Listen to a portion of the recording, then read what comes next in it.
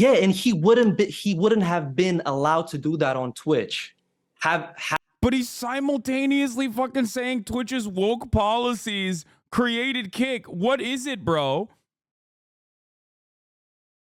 Moment and dude, I love this. Okay, typical Kanye fan, by the way. Oh my god, it's awesome. I think, I don't know, tackling these topics with a lot of aggression and a lot of conviction. I understand where you're coming from. You've been doing this for a long time.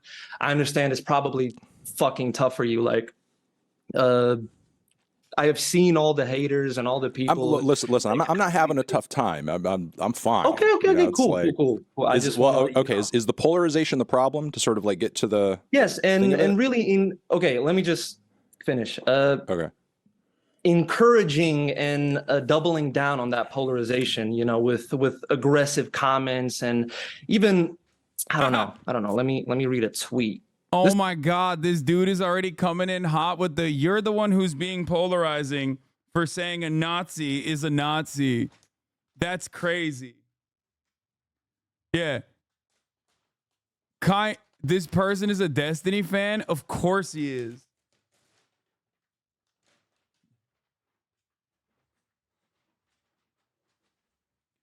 My man, dude, I mean, of course, dude.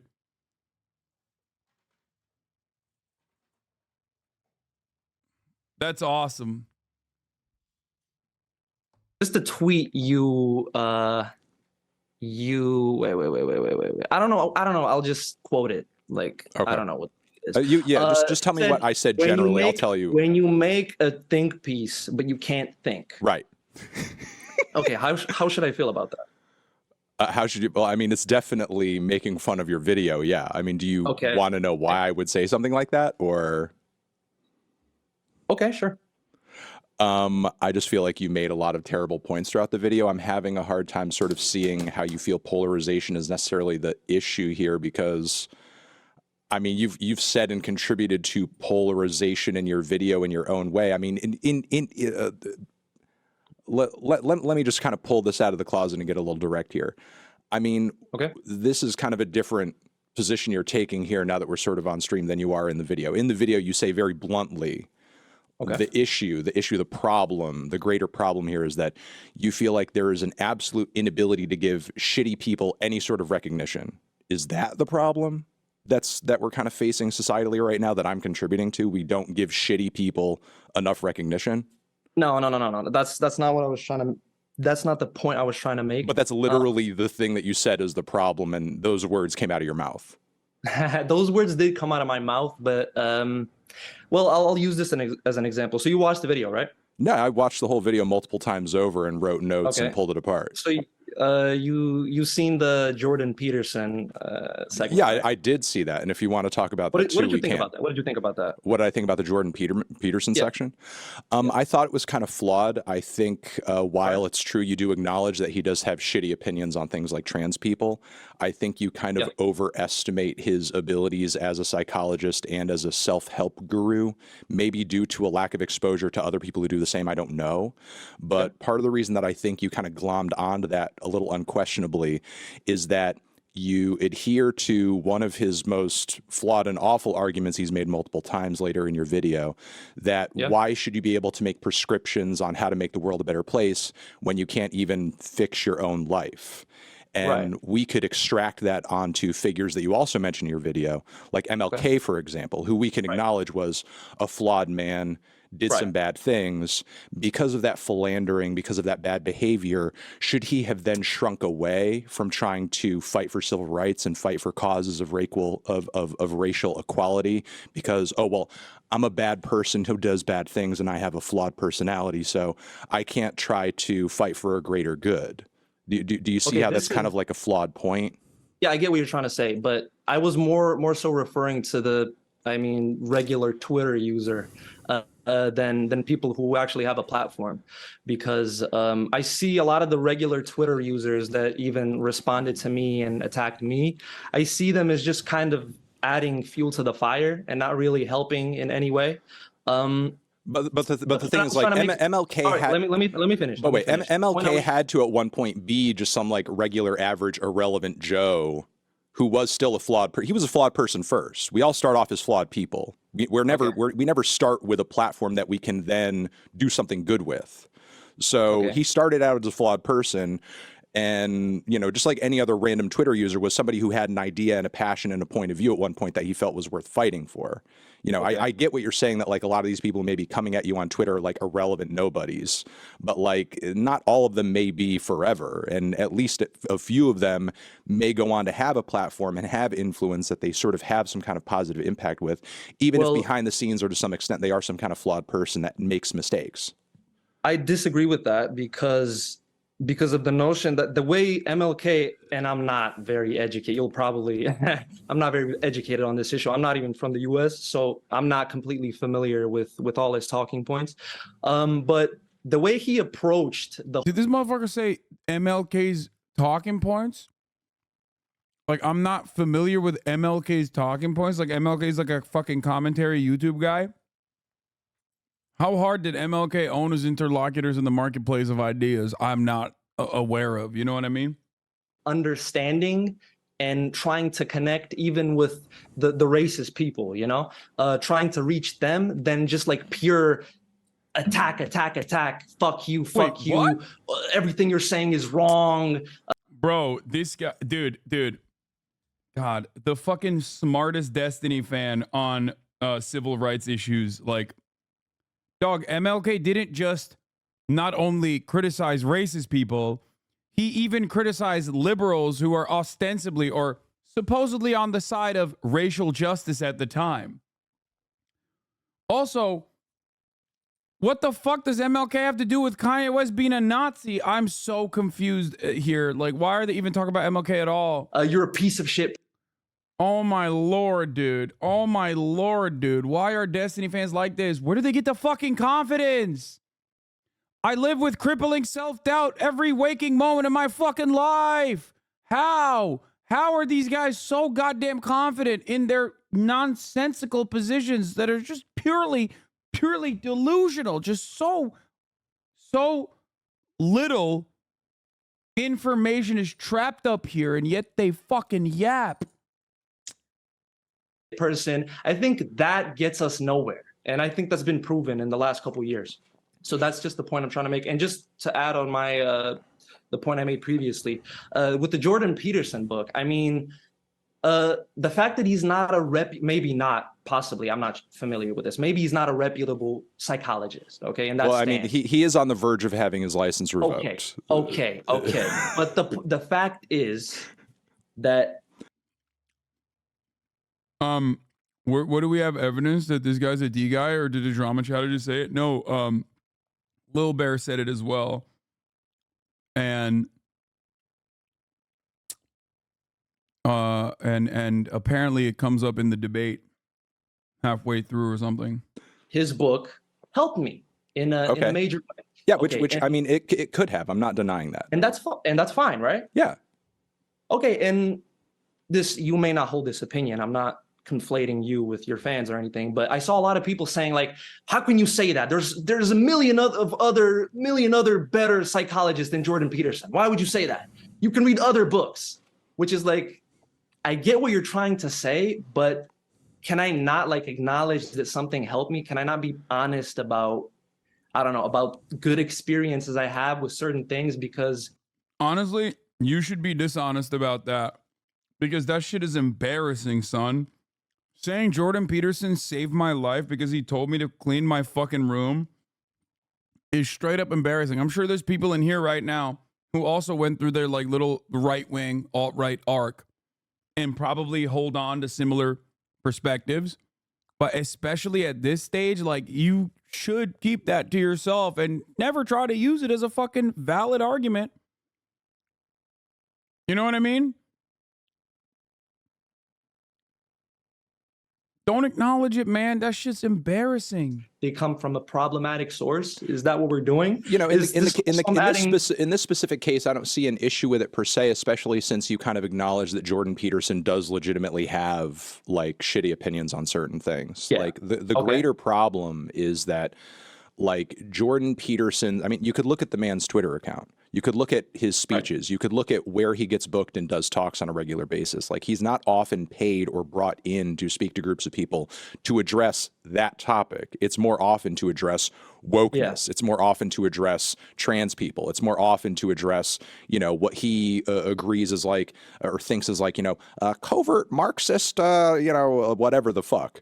You know, that is often what he's being booked to discuss. I mean, if anything, if he's still acknowledged as a psychologist and as a self-help guy, it's in order to bolster his legitimacy as a man who can comment on these issues. Because it's like, oh, well, maybe I should consider what this man has to say about all of these topics that he's not educated in because he's a psychologist. Your point here being that I'm legitimizing Jordan Peterson in a way, so that also kind of I think you personally did your due diligence in sort of acknowledging that he is a flawed guy, you know, and that he does not have like uniformly great opinions on everything. I'm not personally blaming you for anything. Okay. Let's just like get that out of the way here. All right. You know, I'm just saying, you know, we don't necessarily, though, you could acknowledge that. You could say, I read the guy's book, and look, a lot of people have who fiercely disagree with him and say, you know what, like, he doesn't really talk about a lot of this stuff in his book, and this is just, you know, a separate thing in his world, and that more or less seems kind of fine. And if he just sort of stuck to this and just focused on this, he would probably be overall, like in the greater world, a sort of neutral figure. Bro, the whole Jordan Peterson stuff is so dumb. Because, like, you can argue literally that he brings nothing new to the table in 12 rules. But beyond that, it's such a stupid way to like try to prop up Jordan Peterson.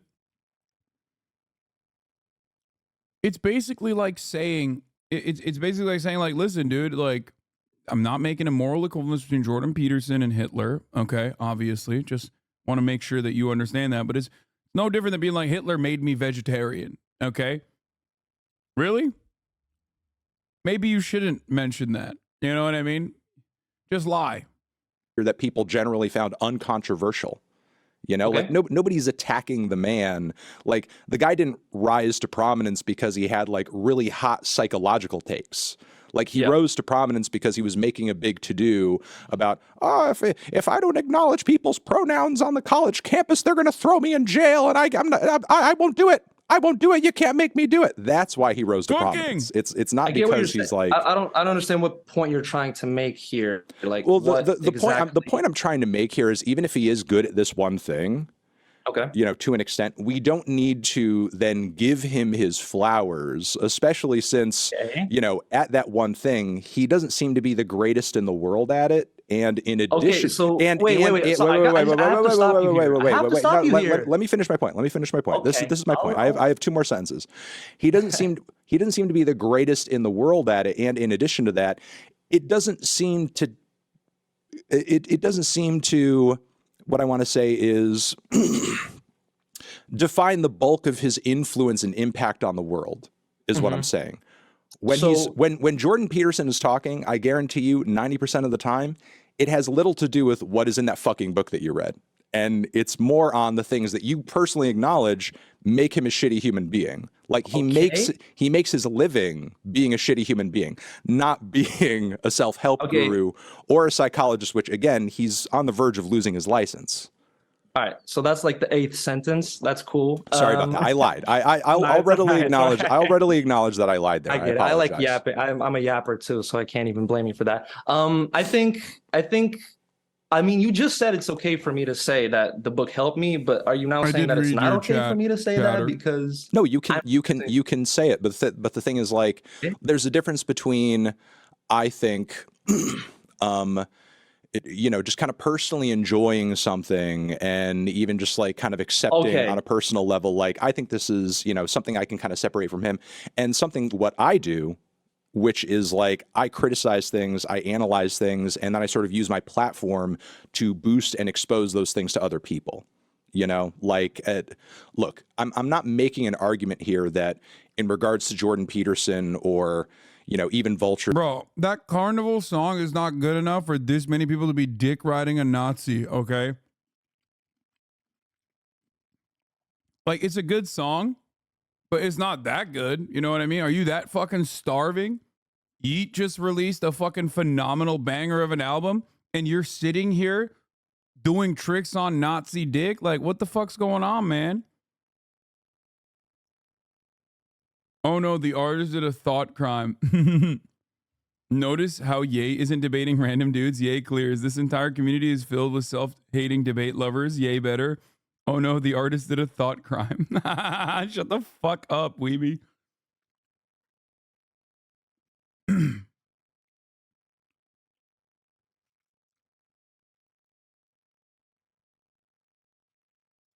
One that it's like some kind of grand sin being committed just by virtue of listening to it. I went on my stream and listened to it in front of tens of thousands of people. Like if that's the argument that I'm making, then I've just literally committed the same sin that I'm accusing other people of. Of course. That is not what I'm saying.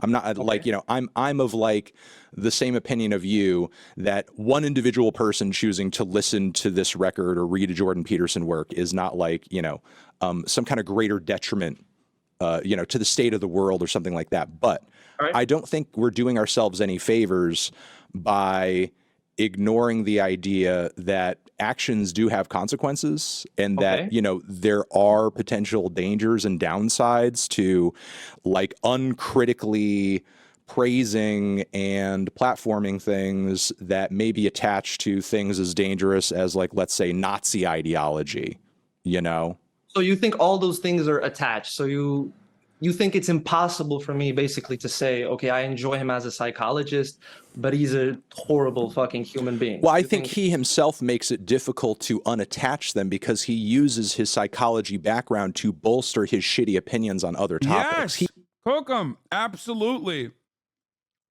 Even the 12 rules shit. Like, ultimately, Jordan Peterson is a grifter, so he's out just for himself, right? But even the 12 rules and the legitimacy that he got from this bestseller, even though it's like regurgitated self-help nonsense that you can find anywhere else, the reality is, like, he uses that to bolster his credibility, and he even reinforces his like objectivist, weird, reactionary worldview within that framework as well. That's it. Jordan Peterson uses 12 rules to also reaffirm that very same narrative through a totally different avenue of self-help. An avenue that has, obviously, the most gullible, or rather the most desperate people, which makes it even more nefarious. Because the reality of the matter is, the people that are looking for self-help are oftentimes in need of help. It's a self-selecting audience. It's a self-selecting audience of people who are the most malleable in many instances. So it makes it even more nefarious, in my opinion. It's the same shit with people saying Tate is good because he tells people to work out. Exactly.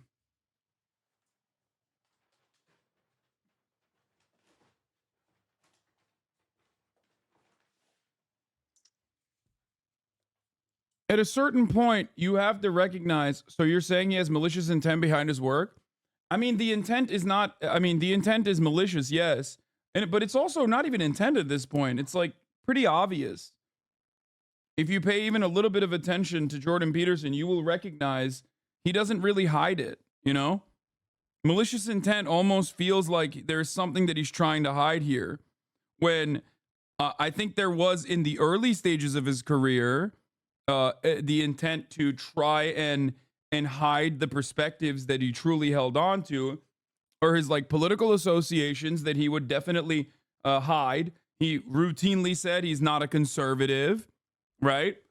Many of you probably don't even remember that, but it is so obvious. I mean, I had to do an entire video talking about how Jordan Peterson is a right-wing conservative when I was at the Young Turks, and every single person was fucking cooking my ass back then because they were massive dick riders of Jordan Peterson.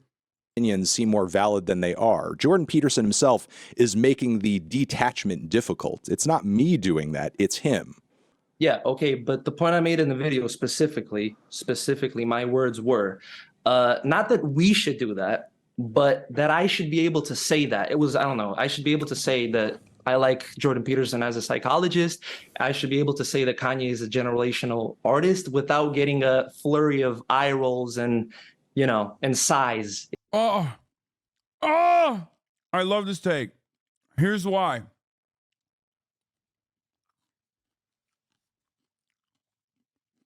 You're fucking whining about people understandably reacting to you in a negative way because a person cannot be compartmentalized in this way, especially when they're not like really fucking good at what they do.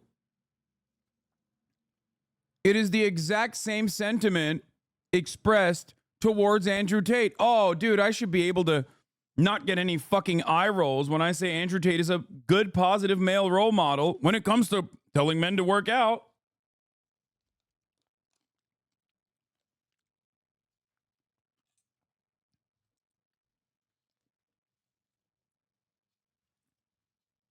It's also not only intellectually lazy, but it is not only intellectually lazy, but it's also profoundly entitled. Oh man, the peak of this is the peak of like unjust actions in modern society is when people roll their fucking eyes at me for saying I like Jordan Peterson's book.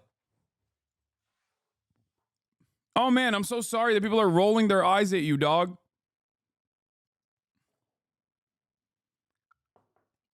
Damn, okay. I'll make sure to get on that. I'll stop people from receiving you in a certain way. Like, why would anybody owe you more understanding in that circumstance when you yourself are demonstrating that you find the good in a person that is like otherwise very bad? Separate the art from the artist, sir, please. I don't understand. Oh, it's really fucked up that people are, rolling their eyes at me when I say I love R. Kelly. In response, that was my point. That you shouldn't receive judgment simply for enjoying something. And just to add on, wait, hold on, let me finish my point. Just to add on to that, I think even if we were to entertain the fact that it's okay to judge people for that, I don't think it's productive in any way or sense to what you're trying to do, to what I'm trying to do, to where we're trying to get politically and socially as a fucking society. I don't think it's effective in any way. And I think that's been proven these past couple of years. I don't think, I'm just going to get to the nitty gritty of things. I don't think deplatforming is an effective way of doing things. And I'm not of the opinion that like any number of words that I could say in any YouTube video would like end Kanye's career or deplatform him. Okay. But that is sort of, I'm with Jordan Peterson specifically, that is sort of what you're advocating for, right? Like there's no need to legitimize his psychological background. He's a shitty person. Wait, saying Jordan Peterson's psychological background is like kind of ass cheeks, or saying that Jordan Peterson wrote a shitty ass book that isn't all that significant in the grand scheme of things, and it's just basic rehashed self-help nonsense, is not an advocacy for deplatforming Jordan Peterson. You are the one who is making that assessment. You're saying like, oh, you're just advocating to deplatform. It's like, what do you want? Does platforming in your mind, or just allowing someone to have a platform in your mind, simply imply that you think that their takes should go unquestioned, that you can't fucking criticize them? This, no matter how liberal this person sees himself to be, is inherently reactionary thinking. In the mind of the reactionary, they have a sense of entitlement. Okay? He might be a liberal. He might even be fucking progressive. But right now, in this very moment, he is operating with a reactionary framework. The notion that, oh, if you criticize me, that means you want me deplatformed. You want me to die. If you criticize me, that means that you want me to be censored. You should not criticize me. That's censorship. Okay? Well, you're technically quite literally asking to censor criticisms. That's what you're doing at that point. person. Let's just like completely fuck him, basically, right? Fuck whatever he does. That's deplatforming in a sense, right? No, I'm not saying like fuck whatever he does. If he decided tomorrow that he was going to stop making a living off of lying about and debasing trans people and just focus on the psychology stuff, to whatever extent people enjoy that or get something out of it, that would be fine.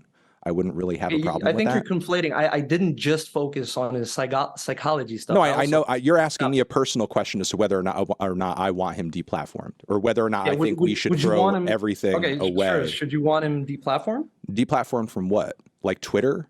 Twitter. I mean, I think he's, I guess, allowed to be on Twitter as according to the TOS. You know, I don't really know what you think my argument is. Like, I'm not saying that like Jordan Peterson should be prevented from speaking his mind. What I'm saying, yeah, he made such a dumb fucking argument.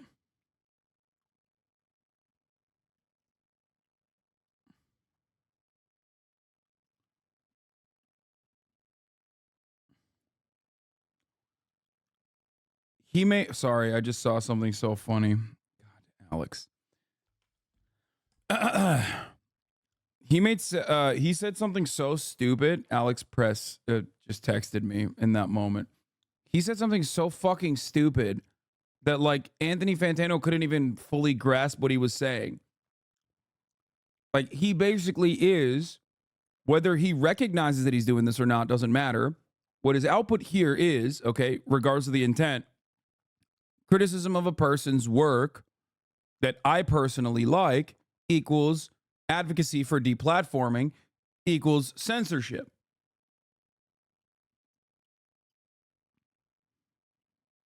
And that is a ridiculous argument to make. saying is like, That's not what Anthony Fantano is saying or doing. look, he's giving really dumbass opinions and there's going to be consequences for that. People are going to react negatively. People are going to turn off. People are going to be unhappy with the things that he's saying. There are going to be companies and corporations that you need in order to spread your message out there and put it on this platform, put it on that platform, that may not want to work with you because of the fact that it ends up being a bad look. Like, that's just consequences for the things that you say. Like, when we're talking about widespread deplatforming on every level that you possibly could, I couldn't really imagine anything other than like the government stepping in to sort of actually make that happen. And I'm not advocating for that. Whoa, no, I don't mean that kind of deplatforming. I mean kind of well, I mean, what I'm saying is like that's with Andrew Tate, for reference. What happened with Andrew Tate? He got deplatformed off everything, and his stature grew. What do you mean, dog? He's still fucking on Twitter. And no, his stature absolutely did not grow. What the fuck? Wait, okay, bro. Two things. One, deplatforming does work. Okay, if it didn't, then people wouldn't be fucking complaining about it all the time. Shut the fuck up. Of course it works. Okay? It does. Look at Milo Yiannopoulos. Look at Andrew Tate in the areas that he did actually get fucking deplatformed, I guess. Like Romanian police. In a way, being deplatformed, in a way, the Romanian police is doing a deplatforming of Andrew Tate. Alex Jones is another person who's like prominent. Tucker Carlson, he didn't technically get deplatformed, he just got fired. But like, yes, you are losing a massive avenue of relevance, okay? So it does work in that regard. And I think there should be a pretty high standard for who gets deplatformed, okay? There should be a pretty high standard for that. But having said all of that, the notion that like deplatforming doesn't work is silly, or depending on who you're talking about, many of the people that you're complaining about being deplatformed don't even actually get fully deplatformed. He became sort of a martyr for the Red Wing, you know, Piers Morgan, whatever, like Ben Shapiro, everybody talking about him. His popularity rose more than ever because... Dude, yeah, because he didn't get deplatformed fully. What are you talking about? That's exactly what you're... If you get deplatformed, that means like Ben Shapiro is not having you on his show, or Piers Morgan is not having you on his show. You become like genuinely a toxic person, a toxic brand that people do not want to associate with. You can't say this person got deplatformed and then simultaneously talk about the platforming that occurred right after. That was his main talking point for a long while. He was like, "Hey, I'm banned from everywhere. They don't want to hear what I'm saying." Where was he saying this? On a fucking platform? What is happening here? Like the higher ups banned me from saying this because they don't want you to hear this. You know, it gave him validity in a sense to the ignorant people on the other side. And I think the thing here is that we're on the same side here. Okay, even though I hate, you know, using sides as you know, in my terminology, but I think we want the same thing, but I think we just have different ways of dealing with ignorant people, and I don't know, tackling that issue. I don't know if you know, what you're saying here holds completely true, because the thing is, like, provably a guy like Alex Jones, for example, who, due to his actions and his words, has been pulled from everywhere, sued into the Stone Age, and, you know, basically, like, his influence dampened in every way that it possibly could. That has provably, yeah, sure, made him a bit of a weird, obscure-ish meme folk hero among some conspiratorial psychos on the internet, but arguably he has way less influence now than he ever did. So, I mean, wouldn't that be an example of, like, platforming working and ultimately serving a greater good, since now he's no longer able to as effectively turn his audience on people whose children have been killed and force them to move from house to house to house to house because they're being threatened, because they think that they're playing into some kind of weird government plot to have their guns taken away or something. I get what you're saying. I get what you're saying, but I completely disagree with you in the sense that I think I used this analogy. I did use this analogy in the video. How your police force tackles things. It's sort of like trying to put a Band-Aid on a fucking decapitated head, you know, just ignoring all the core problems and just trying to patch up these singular individuals. No, that's not the proper analogy, dude. The proper analogy is like a hammer to a nail. When you're a hammer, everything looks like a nail. That's like, what the fuck? The analogy that he's using in this situation is wrong, because, like, police force use brute force to tackle every problem. The Band-Aid is not the proper analogy. A Band-Aid to a decapitated head or a gaping wound analogy would basically... No, I know he said American cops are bad. He's, I think, Canadian. The analogy that he's using would be used if, like, American cops actually didn't do the right thing. American cops, you know, moved in the right direction, but did not apply enough force. Okay? That's the Band-Aid analogy. The Band-Aid means that you are trying to fix the problem, and yet you are inept, and you are not fixing the problem entirely. The analogy is more commonly known as a Band-Aid on a bullet wound and means what it sounds like. No, exactly. But regardless, it doesn't matter. When in reality, there's still demand for this type of content, okay? It may not be Alex Jones, but another... The reason why you deplatform people is not because you want to go, la, la, la, I can't hear you, there's no demand for this. The reason why deplatforming works, as a matter of fact, and the reason why it happens is so that the person that has been deplatformed cannot reach an even broader, even larger audience. That's it. And on that front, you absolutely do cut that. Alex Jones is going to rise up because that demand is still there.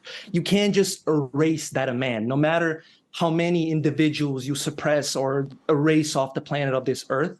People are still going to need that. They're still going to seek out. Yes, that's precisely the reason why, because there's always going to be demand for it.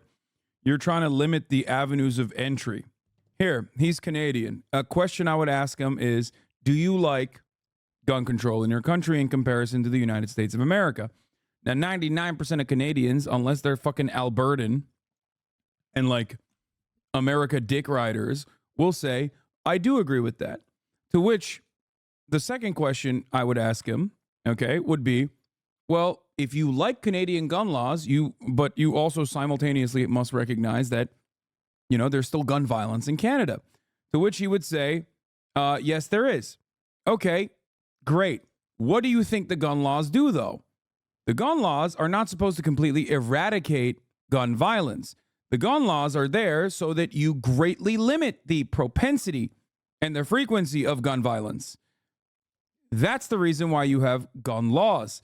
It's the same principle behind deplatforming. Deplatforming is not supposed to eradicate the need or interest that people have in reactionary content, in like Nazi commentary or whatnot.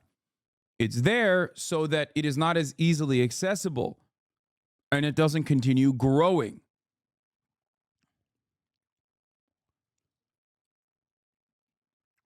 That's a good way to describe this. That's a good way to analogize it to a Canadian, because a Canadian almost always is going to agree that like Canada's gun laws are better. Out that type of content. And there'll be other figures in no time providing the same type of content, spewing the same kind of ignorant rhetoric, and nothing is going to change. I mean, because provably nobody has risen in Alex Jones's place that is quite as unhinged at this point. In fact, I mean, I don't disagree that there's no shortage of conspiratorial content out there, but a lot of those people that make that same stuff, whether you want to say like, you know, and I don't think they're on exactly the same level. This is not my point. You know, you could say Russell Brand. Stop sending me a Vimeo link about the LAPD blowing up a fucking housing block. I'm banning you for an hour. We're not doing that. You could say Joe Rogan, you could say Andrew Tate. Like, even they understand to an extent there is a third rail due to Alex Jones that you should not be touching. You know, because Alex, third rail? I don't understand. Sorry. Like obviously Alex Jones like went too far with what he was doing with his rhetoric, with the defamation, with the lying, with the accusations, with the completely unfounded and unprovable lying. And what I'm saying here is like, clearly he has stood as an example and hasn't been completely replaced in the sort of damage in the sort of damage level. Well, okay. Well, what about Nick Fuentes? Nick Fuentes is far, like multiple leagues more obscure than Alex Jones is right now, and will, you know, from what. That's crazy. I wonder why the Destiny fan immediately brought up a random irrelevant Nazi. A random irrelevant Nazi that is aligned with Kanye West, or was aligned with Kanye West, that literally gained prominence and even met with Donald Trump for a little bit. I wonder why he is so aware of this guy. What we can see. It's quite literally platforming. That's the point I'm trying to make. That is like, there's a reason why I don't fucking debate that clown ass, okay? There is no reason to debate him. There's certainly no reason to bring him to your fucking house and feed him chicken and waffles and do IRL streams side by side as you laugh, because all you do in that situation is you benefit their platform. You might destroy their opinions in the marketplace of ideas, but there's a fucking reason why every dumbass in your goddamn subreddit thinks like I'm a worse influence on American politics than Nick motherfucking Fuentes, Destiny, because you aligned with him and you were friendly and jovial with him until he tried to deplatform you, in which case you, of course, in the most like self-protecting interest, in the selfish egoist attitude, you demonstrated only then a little bit of fucking resilience, a little bit of resistance towards someone like Nick Fuentes, but the attitude's still there. That's what happens. That's what happens when you fucking have Sam Hyde on your show and talk to him about killing me. Your fans inevitably become fans of Sam Hyde because you're aligning with him. Same with Nick Fuentes. The more you sleep in bed with these Nazis, the more your community starts stinking like Nazis.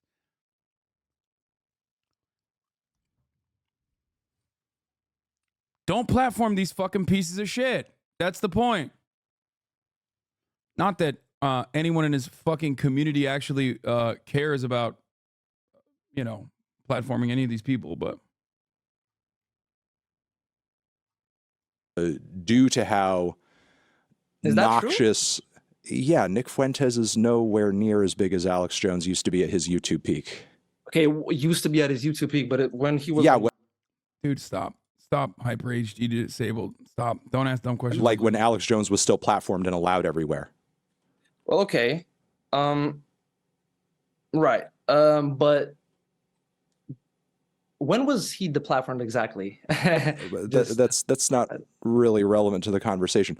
Look, here's the thing. I think it is. I think it. No, wait, hold on. I think it is because recently we've seen a huge uprise in like red pill content. Sneeko, I don't know, Okay. Andrew Tate, Nick Fuentes. That might be. That's not. It's not a. Yeah, dog. What the fuck are you talking about? They literally use their prominent platforms to do red pill kind of content. Yes. And then there was a specific platform that was created for said kind of content. You're a fan of Destiny. You probably watch him on Kick.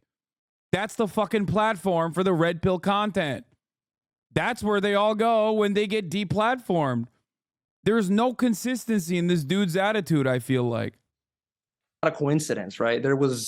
Sorry, fucking, what's his face? Sneeko went to Rumble, not Kick, but, you know, same shit, basically. There was a need for that. Maybe that need was previously fulfilled by Alex Jones and it needed to just be fulfilled by someone else. And then you have this huge movement of ignorance. And yeah, you have to tackle that issue. Look, I'm not saying that there's like not parallels, you know, between Alex Jones and those worlds. But when Alex Jones was at his peak, he was saying incredibly heinous things, spouting. Okay, I agree. Spouting it's absolutely insane, you know, conspiracies that again landed him in court. And he had a massive YouTube channel, a massive podcast, like a massive following, and just allowing that to kind of quietly fester rather than actually challenging it would have long term had more negative effects than good. Are you sure to clarify that you aren't talking about Melon platform people and you're talking about Destiny? Yeah, obviously. Melon is the man. I love Melon. And on top of that, you know, to kind of rewind on an argument that you were making earlier, and I'm not going to bring up a hypothetical here because I would have to absolutely get, you know, vile and disgusting to do so. But just because there's a demand for a certain type of content, and I think we can, without sort of like. Anyway, this is why he should have brought up the gun point. Okay, this is why I should have brought up the motherfucking gun point, dog.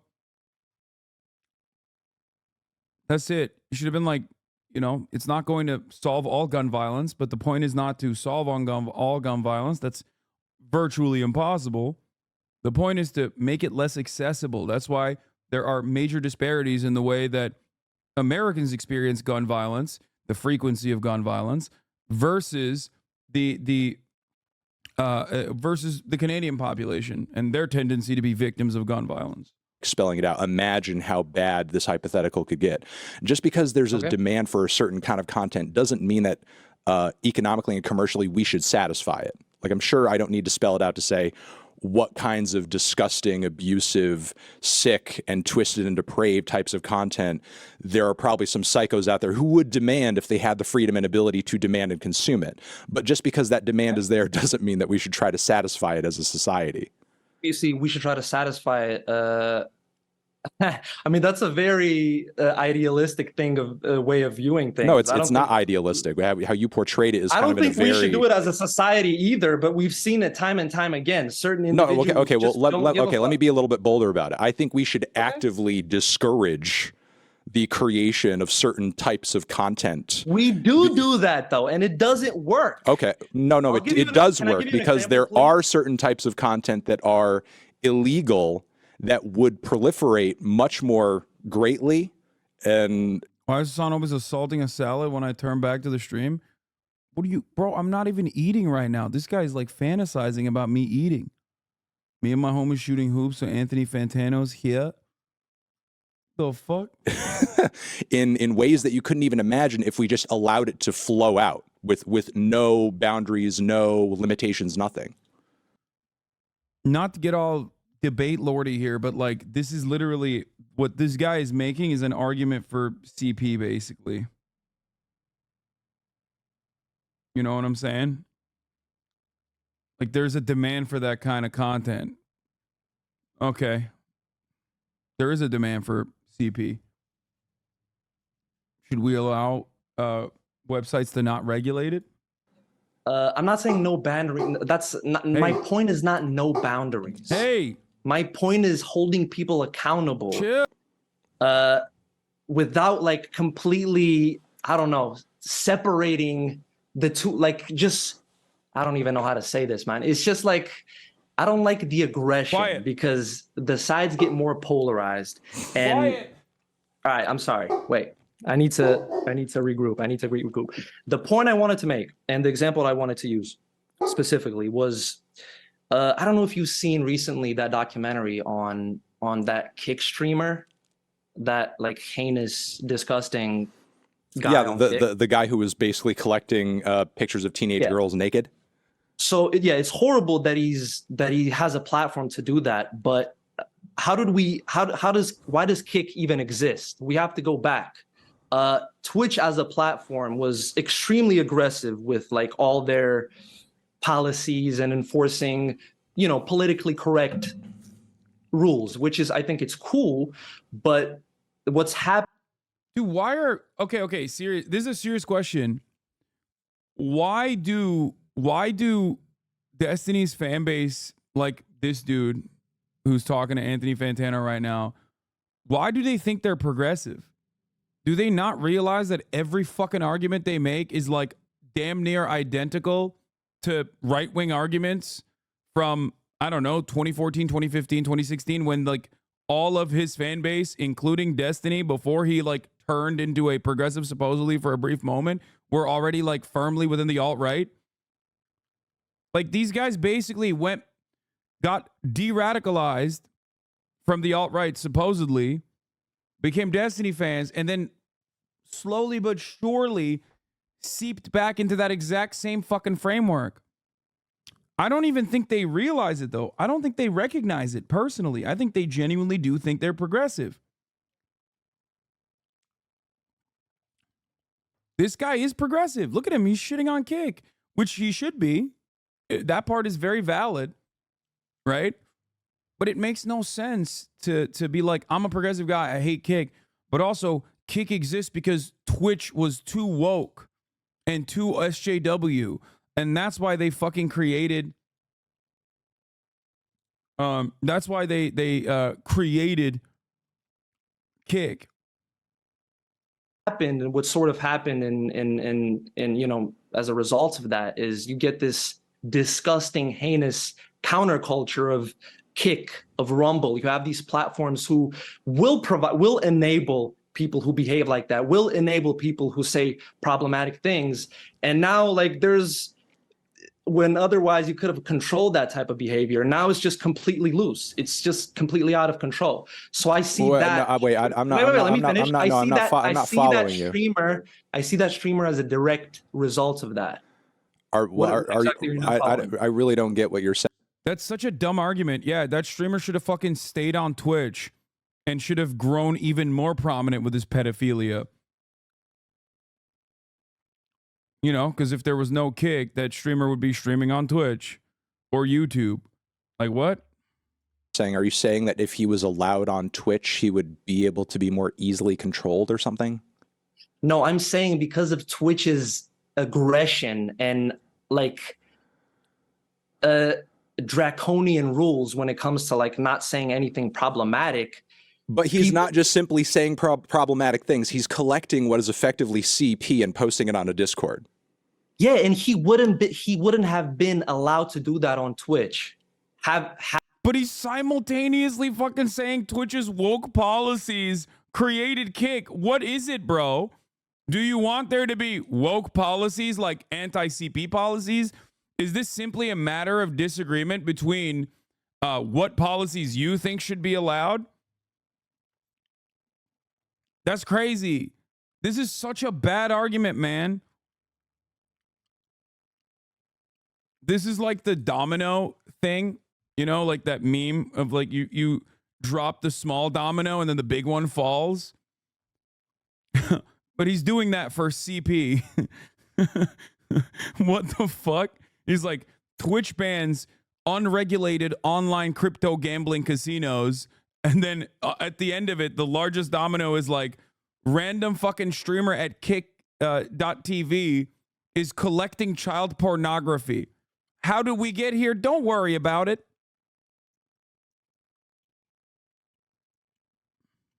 Have they been less aggressive with their pursuit of justice? The point I'm trying to make is that Twitch would still be the predominant streaming platform if there wasn't so many people fed up with their fucking. I mean, they're still technically the predominant streaming platform, from what I understand. Technically, but Kick is a big problem. We can agree on that, right? We're not going to pretend like we disagree on that. Yeah, but it's not a problem that doesn't exist because Twitch has rules. I see that directly. I mean, what's his name? Trainwreck's TV. Bro, it's so funny where he's like, on the one hand, he literally is saying, I think you can reason with this guy. Maybe I'm crazy. I don't think he's coming across as like not the worst person ever. It's the worst time for me to say this. Okay. I think that you could like talk this dude down and explain to him why he's wrong, and maybe he'll be more understanding. I think he comes across a little bit misguided and not like unhinged. Okay. Or maybe I'm a fucking idiot who always thinks that you can reason with anyone and everyone, which is why I try to reason with like gray names on their 7,000 sock account in here saying the same exact nonsensical bullshit. However, the point he's trying to make here is a ridiculous one. That's number one.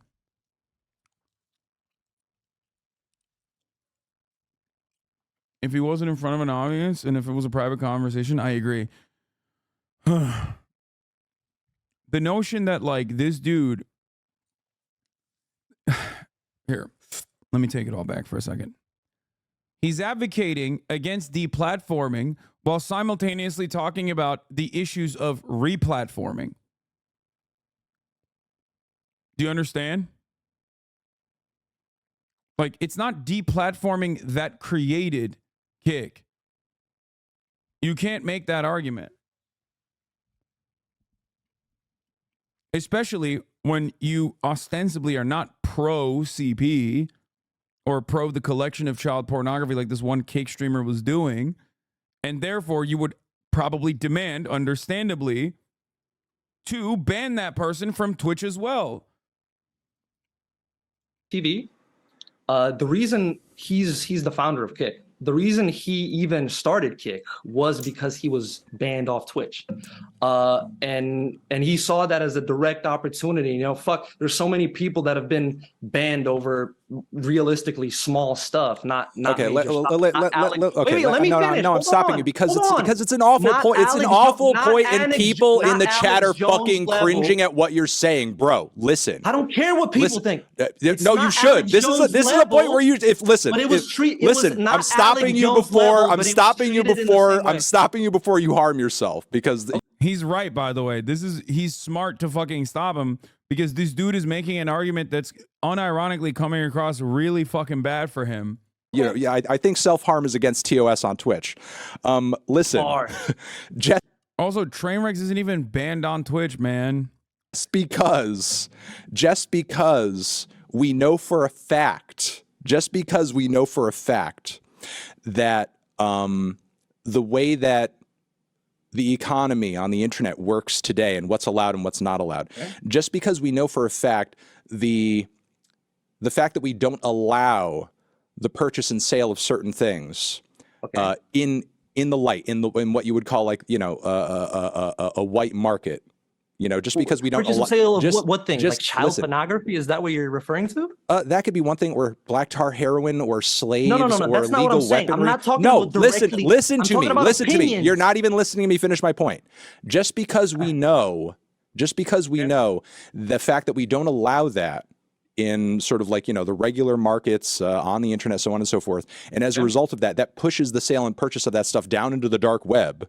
Just because Okay. we know it creates a black market of sorts around that kind of stuff, around that kind of whatever you want to buy, whatever you want to purchase, just because we know that exists doesn't mean that we should just start taking a softer approach with it in general society. Because, well, it's going to exist anyway down there in obscurity on the dark web. So we might as well just be like open to it generally because it's going to exist anyway. You're completely That's not what I'm ignoring saying. you're completely ignoring the fact that there is potentially a sliding scale of exposure that goes on between just rejecting it and making it illegal to an extent and just allowing it to flow unquestionably. Like I'm talking about the marketplace of ideas, though. I'm not talking about like black tar heroin, or it's a completely different. No. It's not just the marketplace of ideas, because you're talking about a guy who makes a name for himself on Twitch, effectively creating a CP subscription service on his Discord. Who? The guy on Kick? Yes, the guy on Kick who we talked about. I'm not There's a little documentary. him specifically. He would be heinous anywhere. But you specifically brought him up as an example. How are you not talking about? Why did you bring him up then? That makes no sense. You're the one who brought him up because you thought it was a good point to bring about. That, like, you tried to make an argument that Twitch created him, okay, by having aggressive terms of service, because aggressive terms of service somehow created Kick. And then that guy found a place to do his shit at Kick. The real argument here should be Kick should also have aggressive terms of service, not that Twitch created the pedophile dude. Him specifically. I used him Like, as if your goal here is, if you have like a consistent moral through line in this debate, then you can't have a grudge against Twitch in this circumstance, which you, I assume, recognize is doing the right thing and banning the child pornography guy. an example because of the ripple effects of Kick existing, of train wrecks transferring over to Kick, making Kick. That's the reason he was. Kick existing is another point for replatforming. People that get deplatformed now have secondary markets where they are replatformed. So the problem should be not that those secondary, like, this person's argument literally doesn't make sense. If you are consistent, then you shouldn't be advocating against deplatforming. You should be advocating against replatforming. You should be advocating for more deplatforming. You should be advocating for Kick to not exist then. Not that it's really fucked up that Twitch is banning too many people. That's so dumb. What are you saying? You're like, I'm against deplatforming because people then go and replatform the people that were deplatformed. It's like, no, if you're on the side of being against child pornography, you should be advocating for more deplatforming, not less in this situation. Was even enabled to do that. If Twitch was a little bit more lenient with their approach of I don't know, banning certain ideas that didn't align completely with, like, I don't know, leftist ideology, he wouldn't have been enabled to do that. He wouldn't have a platform as large as Kick. Bro's just mad that Destiny's bad. Yeah, 100%. It's got to be the reason why he's like bringing it up like this, and is completely oblivious, much like many Destiny fans are, to the actual facts of the matter. Ironic because, you know, you're supposed to be this fucking super brilliant debate lord guy here. Trainwrecks is not banned on Twitch. Like he does right now, which is, by the way, not in the dark web. Kick is a large platform. No, I know it's not in the dark web. I'm not saying it is. And because of the ripple effects of that aggression, of that pursuit for justice, which you are participating in too, we now have this platform which enables people like him and other problematic people to do whatever they want without. I haven't watched this guy's video. This is more entertaining than watching his video, in my opinion. Without any rules. So now we have like a complete fucking lawless land of fucking ignorance and problematic behavior. Okay, so here's the thing. It seems like he's advocating for more deplatforming. Once again, he doesn't want Kick to exist, which is like quite censorious, my friend. Okay, here's the thing, though. Here's the thing, though. What you're not explaining and why what you're advocating for makes no sense is because ultimately what you're arguing here is because there are some rules which you've arbitrarily decided go too far. We need to have less rules and be more lenient, or else we might have a streaming platform at some point that's more obscure that gets made out of bitterness against Twitch. Thank you, Melon Boy. And there's people doing stuff on there that's even worse. It's not just, it's symptomatic. So what I'm asking you is how lenient do we need to be?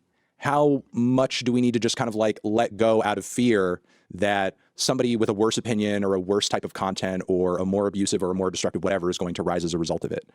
Like, do you not potentially see a future where just not having any boundaries around any of it actually ends up coming through with like the worst outcome here? By the way, the reason why I said this is reactionary thinking is because whether he recognizes this or not, regardless of whether he sees himself as a progressive or not, he's engaging in a reactionary line of thinking. The argument that like racism will always exist, and as a matter of fact, it exists way harder behind closed doors. That's why you should let white people say the N-word. Not saying that he's making this exact argument, but this argument is analogous and it is reactionary, and it is one made by right-wingers in general. Okay? I'm not saying he's making that argument currently, but the root of the logic is the exact same. That's why I'm saying it's reactionary arguments in general.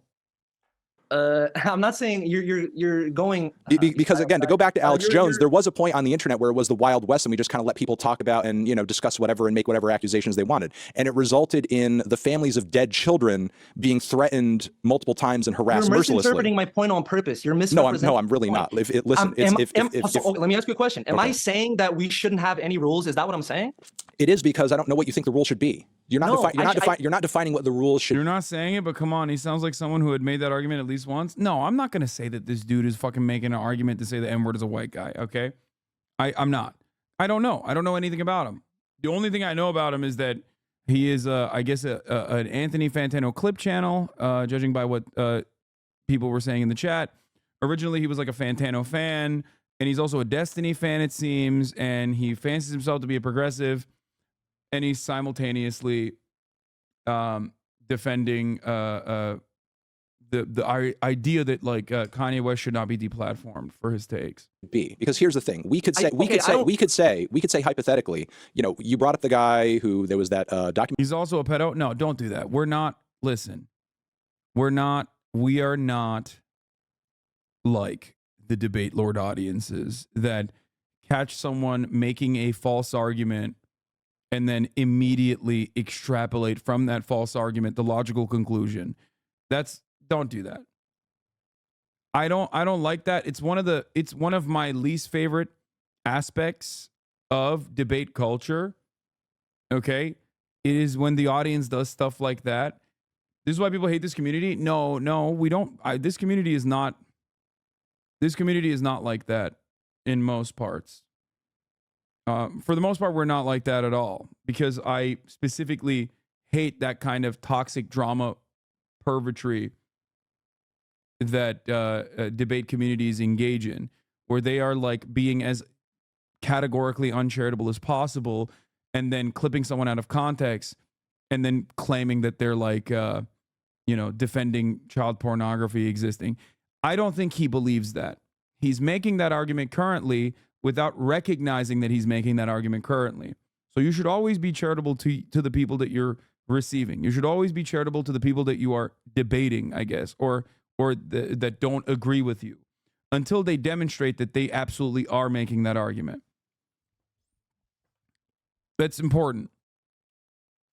Because the reality of the matter is, that is what Destiny's community does quite frequently. They try to run off of some kind of logical fallacy that traps the interlocutor into a position that they don't agree with, to then run with that and then hyperfixate on that and consistently over and over again repeat it as though that is exactly what that person had said and that's what they represent, that's what they believe. This happens to me quite frequently, as a matter of fact, and I hate it when people do that. It is exactly what the alt-right used to do. It is exactly what they kept doing over and over and over again. It is exactly what Destiny's community does. Vosh's community does this as well. It's really frustrating, and I think it poisons any kind of real productive conversation that you could have with someone with differing opinions. Okay? It's just straight Gamergate shit.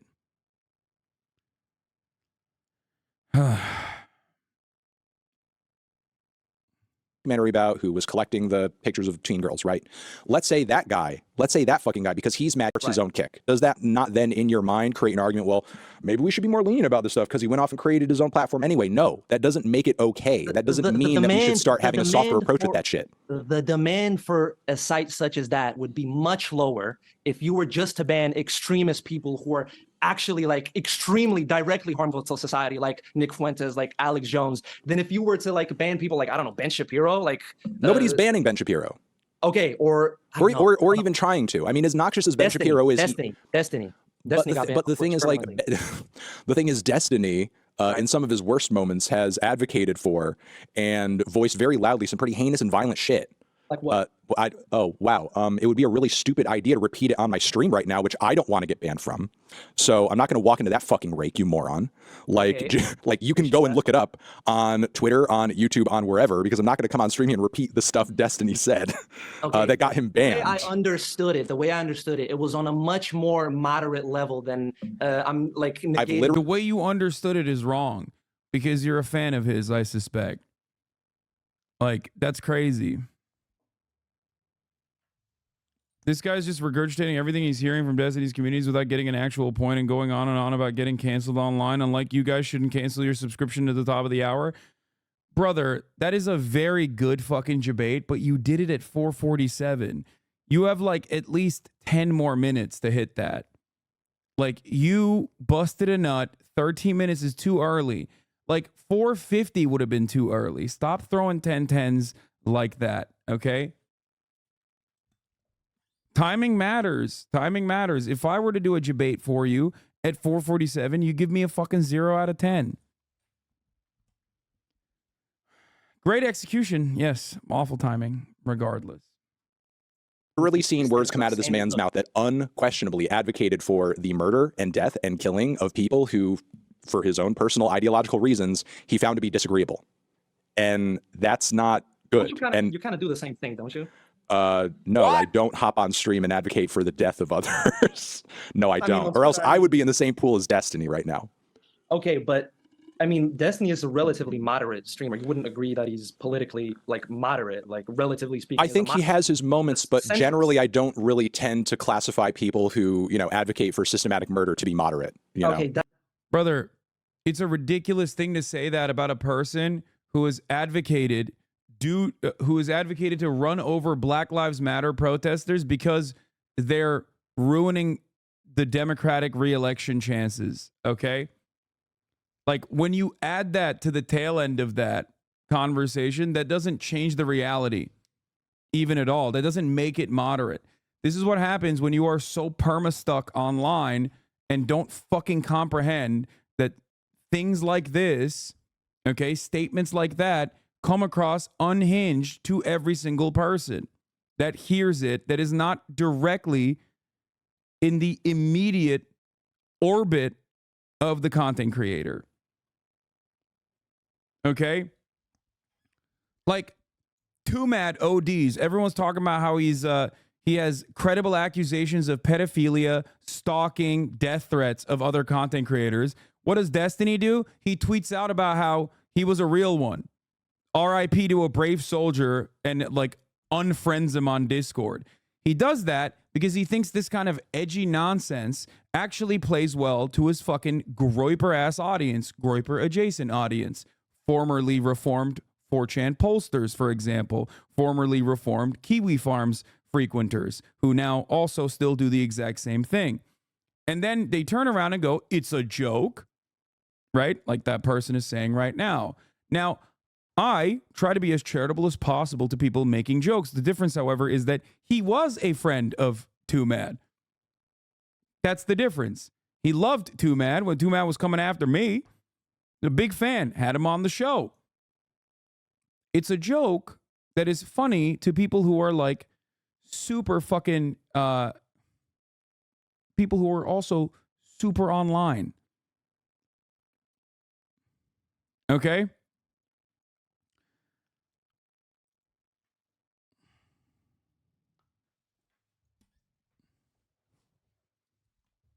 That's why I always say, just be normal. Just be normal. You laughed at a cop being attacked by a dog? Exactly. Because that shit is fucking hilarious. You can cry about that all day, every day. Okay? The dog was not attacking the cop, by the way. And no, I didn't laugh at the cop being attacked by a dog. I laughed at a cop shooting the other cop, thinking that they were shooting a fucking dog.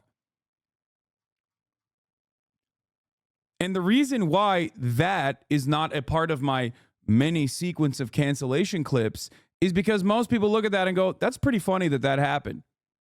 Okay? It's a perfect fuck up. Cops being trigger happy, cops trying to kill a fucking dog, and then accidentally shooting another cop in the foot. And then going, are you okay? And then the other cop going, no, you shot me. That is an objectively funny comedic situation. You can't have it both ways. You can't, on the one hand, try to say, no, it's cool that, like, you were friends with Too Mad. And it's cool that, you know, while everyone is talking about how much of a fucking abuser he was, okay, that you're, like, talking about how you were friends with him and reinforcing that. That's a joke. While simultaneously turning around and being like, I can't believe that in the number one OECD nation for police brutality, okay, a police officer shooting another police officer in the foot in a wound that grazed the other cop, by the way. It's not like the other cop fucking died. Okay? When he was interested in trying to kill a dog, that is, you can't laugh at that. That's really fucked up. It's like trying to cancel Reno 911 while simultaneously advocating for infinitely more heinous shit. Do you get it? Yeah, dudes will call you Osama bin Laden and then pearl clutch when you make fun of law enforcement. Is exactly right. People do this all the fucking time. Where's the clip of me laughing at the cop? I'm sure it's out there somewhere. It's very funny. Let's get back to this. That's not really. Okay, that's not. You're missing. That's not true. Okay, It's the same with the Ukraine shit. Someone said they stopped watching you because of your takes on your foreign policy, but when I asked what takes, they couldn't even say. Yeah.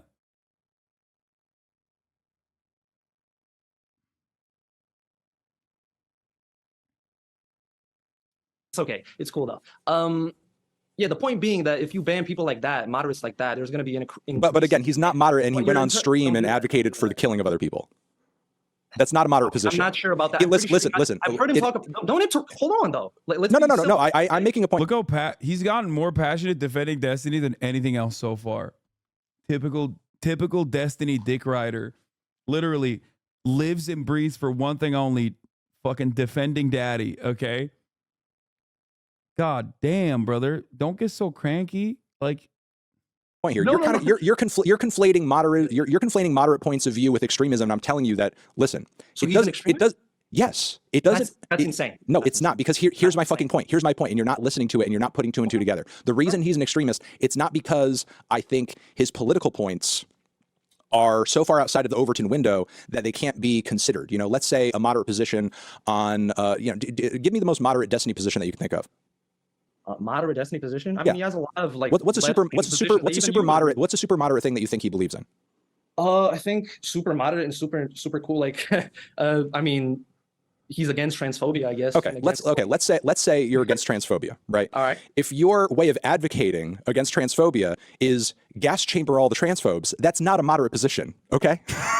Which would be an example of his opinions on the Black Lives Matter protesters who he was talking about on stream in that moment. He did not take a moderate position about not liking their presence there in the streets at that time. Okay. It was a very extremist position that advocated for their open murder. Also, I mean, his like anti-transphobia extends only as far as like what he thinks is reasonable enough to claim that he is progressive. Anyone and everyone that has spent a significant amount of time talking about trans women in sports, okay? Anyone and everyone that has done that is being ridiculous. Either they are deliberately hyper focusing on this narrative while claiming they're doing it for some like intellectual honesty, when in fact all they want to do is be transphobic as far as it's permissible, right? Even in a liberal space. Or they are very stupid and being duped by the dumbest right-wing people on the planet. And I've said this about even friends of mine that I've known for 2 decades at this point, like Anna Kasparian. When she hyper-focused on that same point of contention and doubled down and tripled down and found herself at the throes of reactionary sentiment when it comes to trans issues and trans-related issues. Yes. So, of course, I will say this about Destiny as well. It's just like a ridiculous conversation to have that is utterly irrelevant, and that's why you rarely ever hear about it nowadays as much.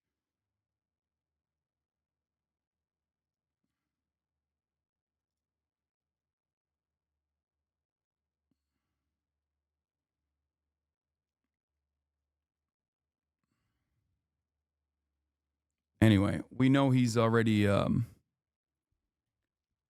we know Destiny himself is transactional regardless in the things that he advocates for. He's openly admitted as such when he said he would have defended Vosh for his lolly folder if Vosh had not harmed him in some way.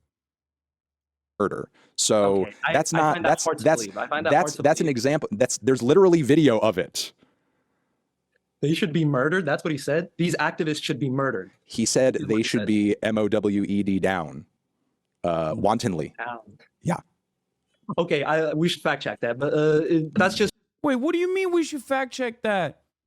Brother, why are you defending a dude whose like work you're not even aware of? Is this the kind of attitude he brings to the fucking albums that he's reviewing? Does this guy review albums? That's why he got banned, homie. The fuck do you mean? I can't play the clip for obvious reasons, but come on, dog.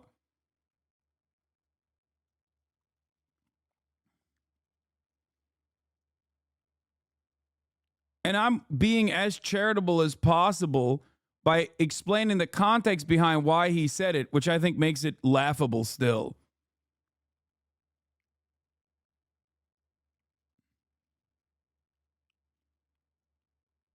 But if you're going to bring up how he got banned and how you're arguing for it, then why the fuck don't you? Yeah, they didn't even ban him on that one. I think they departnered him.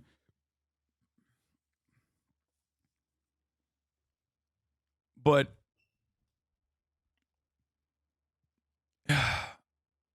it's ridiculous to me that you're talking about how he got deplatformed and saying he's moderate, and then like when Anthony Fantano brings up a thing that he certainly said, okay, you go, oh, we should fact check that. Yeah, we should. You should fact check it. Also, he didn't even know the train wasn't even deplatformed or banned at all, as a matter of fact. Like, Trainwrecks is still on this platform. He streams on this platform. one of many examples where relatively moderate people, even moderately Republican people, got banned permanently, and not even necessarily for political points. It was like, I don't know, a nip slip or something like that. It was small things that eventually added up to there being a huge demand for this alternative platform. The context was much worse than any word he said. He said white redneck militias should mow down these dipshit protesters. The point is this. I want to know if he's going to, like, if he finds that out, if he finds the actual, did he say N-word slip? No, he said nip slip, right?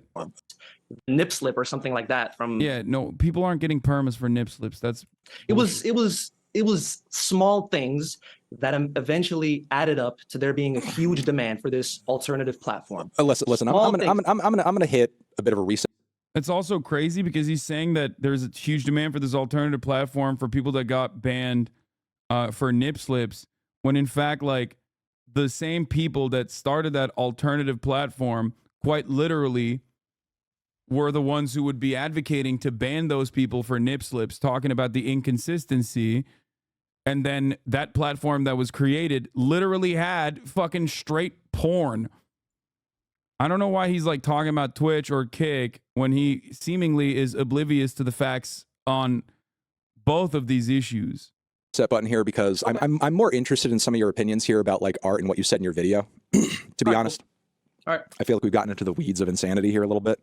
Yeah. And I just want to like ask you here to kind of get to, because I see a lot of what you're saying in this video as kind of like an analog for a lot of Kanye fans feel around my Vultures 1 review and how people feel about the record generally in kind of a negative way. Fucking Vultures. And you seem to, you know, again, kind of like take issue with this idea that, you know, he's not being given credit despite the fact that he's a generational artist, and you know, and you yourself acknowledge he said bad things and he's gone too far. And the links in the description also said he's directly contributing to the rising number. Yeah, no, I'm not denying any of that. You know, you've acknowledged that he's done and said bad things. You know, I'm not saying that. What I'm trying to understand from your point of view is like, to what extent in your mind do we like owe it to the art or owe it to the artist to acknowledge what we perceive to be their greatness, their artistry, their whatever, regardless of how bad they or the messaging in the artist is, or the messaging in the art is? Because hypothetically, let's say like, I don't know, there was like, you know, I run a YouTube channel, I review music, and I stumble across what's possibly the most racist band ever.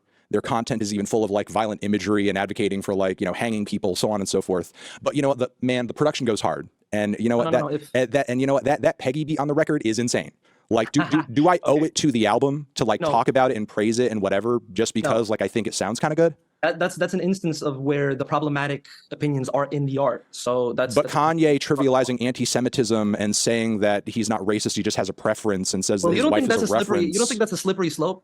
Well, wait a second. You don't think trivializing anti-Semitism and kind of laughing off his anti-Semitic comments as if they aren't anti-Semitic is not going too far? After he said, I'm a Nazi and I love Hitler and like and talking so on about and so murdering people and hanging people, I think it's. Well, yeah, okay, that's, which I think is fair to an extent. I just want to understand like where the border is, like how much racial hatred and anti-Semitism on a song or a record is too much for you. Like, if it's just one bar, is it okay? If it's just the chorus and the verses don't have it in there, like, can we let it slide? I don't interpret any of his bars to be directly anti-Semitic.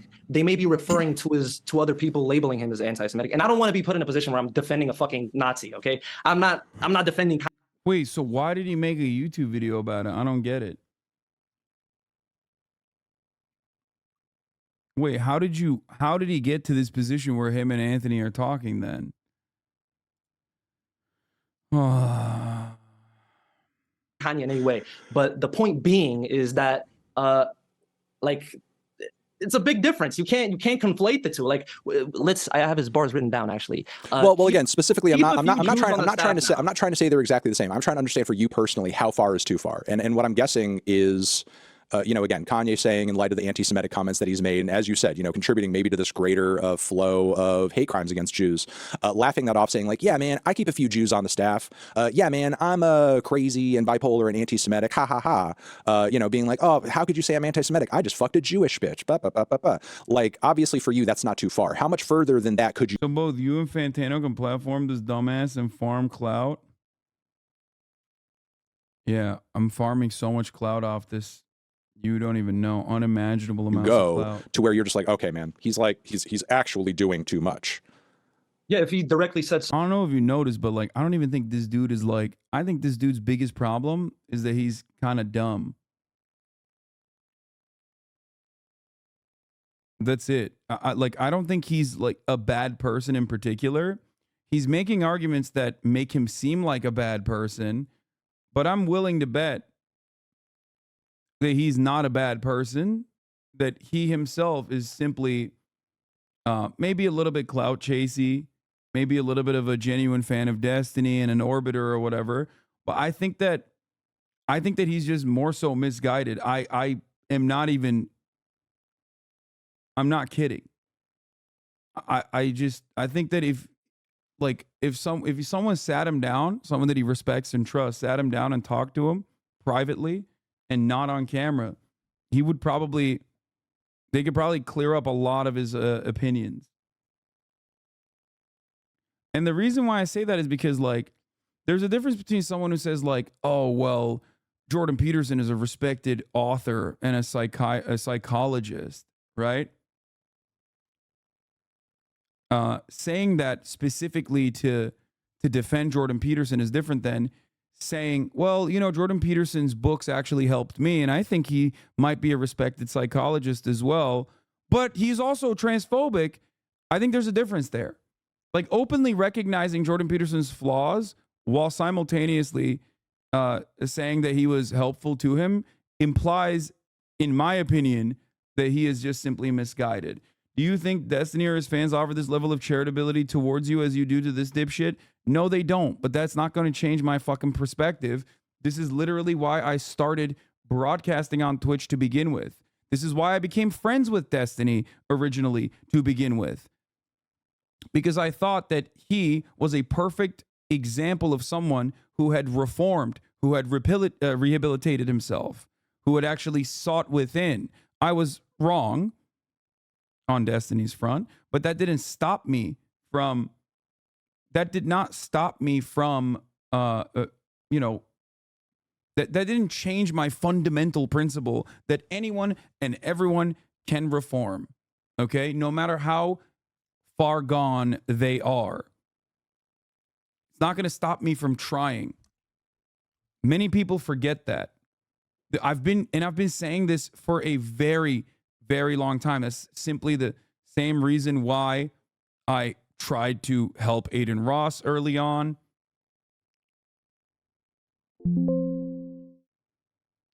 Okay?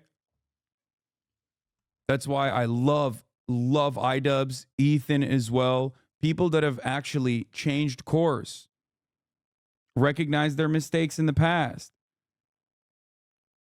and now advocate against those sorts of things, I think are very valuable, because every single person has a reactionary perspective deep down inside on one issue, totally susceptible to the intersectionality of privilege.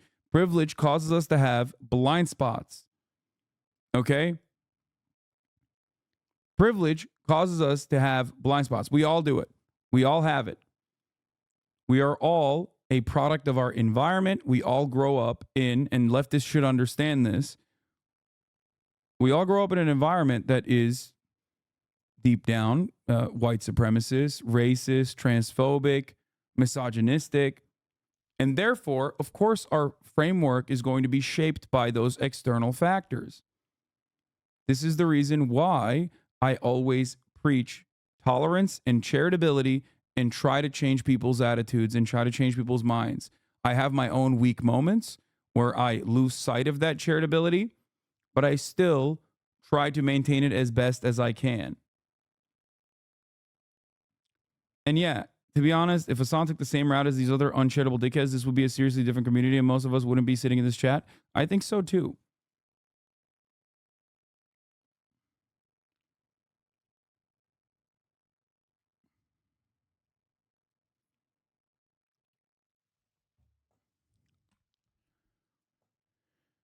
You can find videos on exactly this same perspective, this same framework, this same motivation back from like 2018 when I first started on this platform as well, by the way. So I showed you a bunch of videos from back then where my consistency speaks for itself.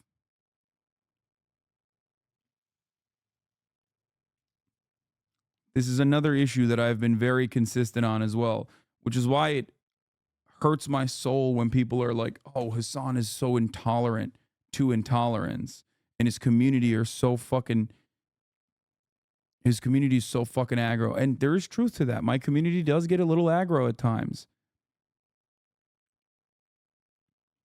And what do? I yell at them when they do that.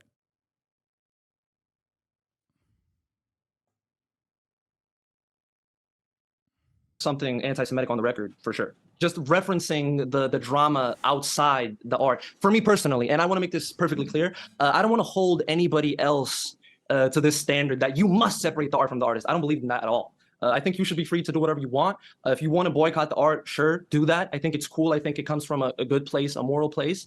But I just think it's unfair it's unfair to like try to force that on other people, and unproductive to force that on other people. But it's just arguing with other people and having opinions on the internet, forcing it on other people. Like nobody outside of like, you know, showing you their opinion on Twitter has any kind of mechanism to control the things that you say or listen to. Like, how is that making you do something that you don't want to do? What? Sorry, can you repeat the point you just made? You're saying that people shouldn't be sort of like forcing other people to, you know, what, not consume Kanye's music or whatever? Because he's saying, okay, I'm gonna ask you this question. I actually want to know this. I'm coming from a completely good place. Like, what do you think your role in this exactly? Like, what are you trying to achieve with your sort of like holding Kanye accountable and going super hard on him and his fans? What exactly are you trying to? What are you trying to get to with? I mean, the question to him, the question I would present to this person would be, do you think Kanye is a Nazi or not? If the answer is yes, then you should understand what Anthony Fantano's position is, which is that he does not see any value in like seriously reviewing the work of someone who is a Nazi, whose fan base has now become a weird assortment of Nazis and Kanye dick riders who don't care that he's a Nazi.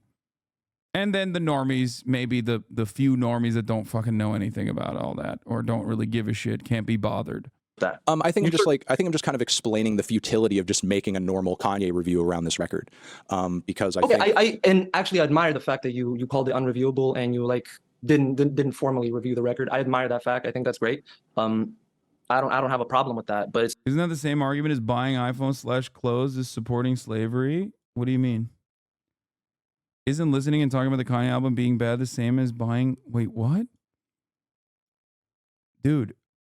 There is no alternative to a phone, or a phone that isn't made by some level of exploitation, hyper exploitation in the third world.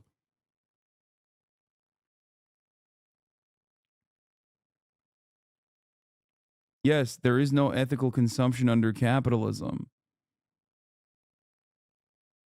You know what I mean? But ultimately, a shirt covers you even if you don't need it, I guess. But the same cannot be said about like reviewing, not even like listening to, but reviewing a musician's work once they have openly said that they are a Nazi who loves Hitler.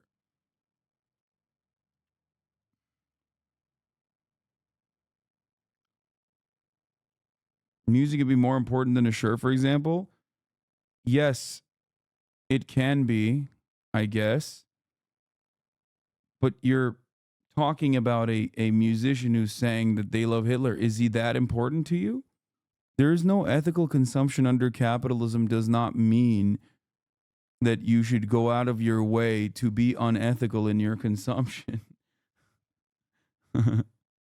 What the fuck?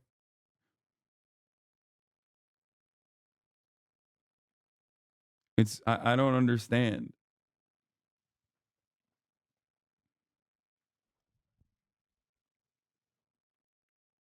He's equating music to other products, but those other products are much closer to a necessity than music. Yeah.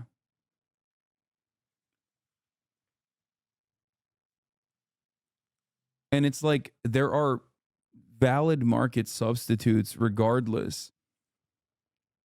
Like at some point, it's virtually impossible, if not entirely impossible, to purchase a smartphone or a computer that does not have conflict minerals in it. Okay? Whereas there are an infinite number of market substitutes to music. Listening to music is nowhere near as important. Listening to this specific artist is nowhere near as important to you as I assume having a smartphone would be.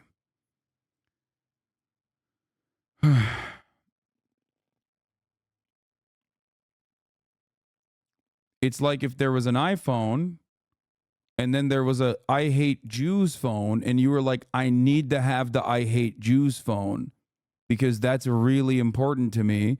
After all, you've purchased a t-shirt that was made by slaves. Like, it's like kind of shocking to make this argument.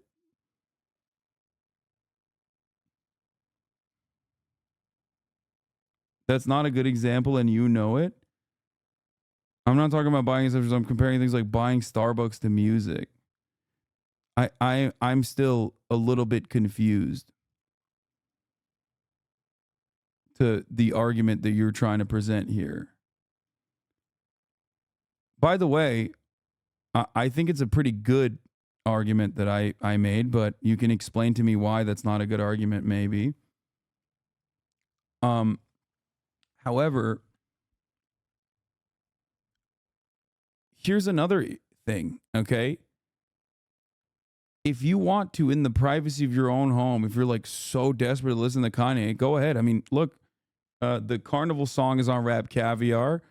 When I say, Alexa, play Rap Caviar on Spotify, that's the first song that comes up. I even myself have said it's not a bad song. I'm not saying that like you're automatically a Nazi if you've heard Kanye's music. That would be a ridiculous statement to make. Okay? Nobody's stopping you. As a matter of fact, the song is, at least that one is quite popular. Bro, this is the Rap Caviar. Shut the fuck up. I don't give a shit about Kanye. I'm just trying to understand your line. It seems like supporting slaves by supporting Starbucks is worse than supporting an idiot like Kanye. Supporting slaves by supporting Starbucks is not a decent analogy here at all. And you've also gone all over the place. Let's just stay on the smartphone, okay? Let's just stay on the smartphone because it's like, so we can have a consistent conversation.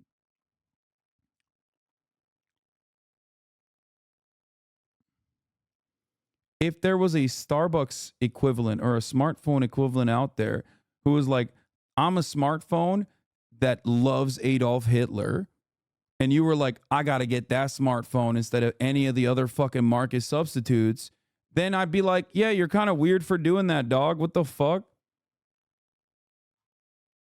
Do you not understand this?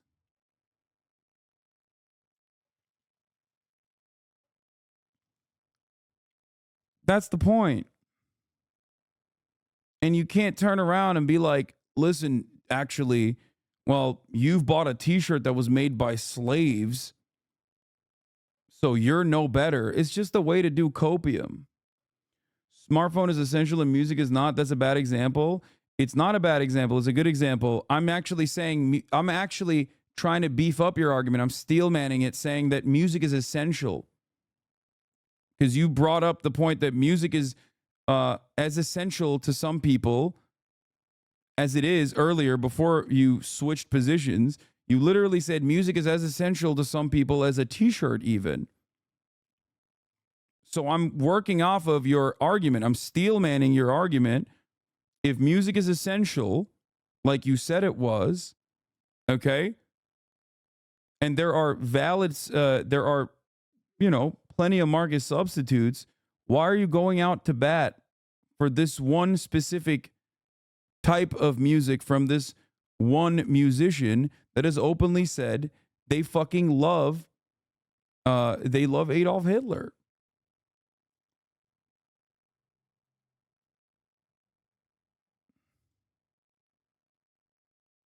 Okay, then so I am pro-slavery because I buy an iPhone. Oh my God. You're pro-Kanye West in spite of his anti-Semitism. Okay?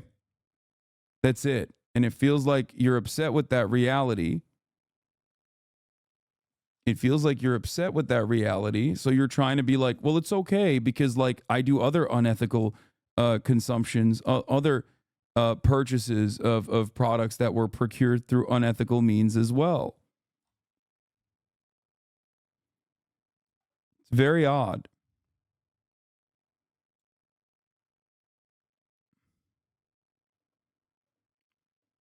That's the point of this kid's video. He said Kanye's opinions suck, but his album's pretty good, and it shouldn't be crazy to say that. I think it's not great to say that. I agree with Anthony Fantano on that.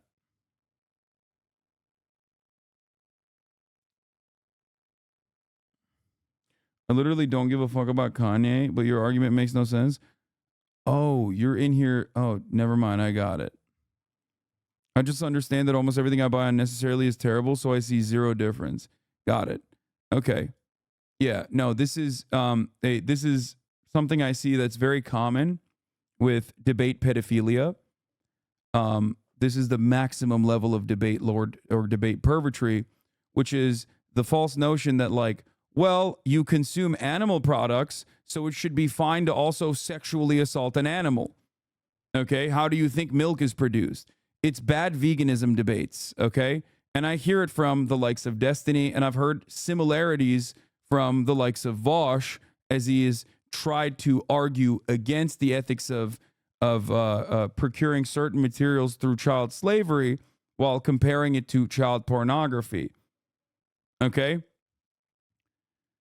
And the point is, because there is virtually no way to avoid unethical consumption, does not mean that you should go out of your way to create further harm.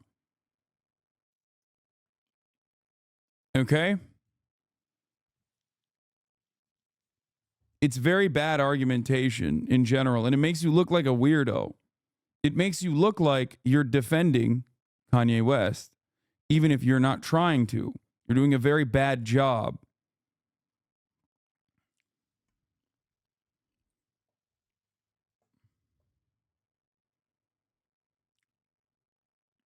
This is the debate for a version of philosophy nerds talking about age of consent. Foucault, the Dersh. I love that you put Foucault and the Dersh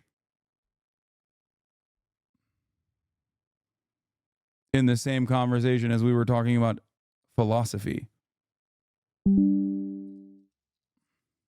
Sad that being a Kanye liked is better than being a debate bro. I don't know what you're. Yeah, equally geniuses in the field of debating for debating the ethics around pedophilia.